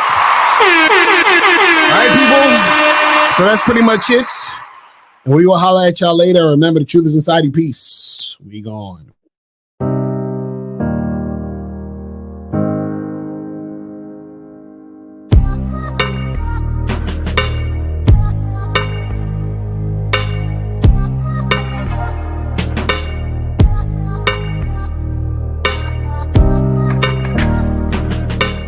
we're here to define what a man is, right? Responsibility creates struggle. Struggle creates strength. And strength creates structure. How many people care about what people think about them? Be honest. As a man, you got to be able to protect not just yourself, but your family. When we talk about being a man, it's your behaviors. But I don't say any of this to brag. I don't say any of this to gloat my life up or I'm better than anybody. I start crying. I'm like, why am I crying? And so what I realized was... You put yourself in a target-rich environment. You are the only woman that paid for a ticket to come to this event. If you're trying to teach your daughter to be around a certain man and you're not that man yourself, she gonna choose you. Hey, let me not touch this nigga. He too clean. Where is that on you? It's not on me. It's not on you. The only reason why it's not on you is because you didn't choose it. Find the women who can actually help you build. And here's some deep game for you. You don't have to have sex with all of them. Since 2016, I've been following Lucario and Miles. Y'all changed my life. Followed by Uncle Ram. So ever since then, I've been getting a little bit of too much ass at times. You know, as a man, there's a balance to it. Your purpose and pussy. And the heavier your purpose. Even if you lose the relationship, you don't lose yourself. And that's the most important part. Ladies and gentlemen,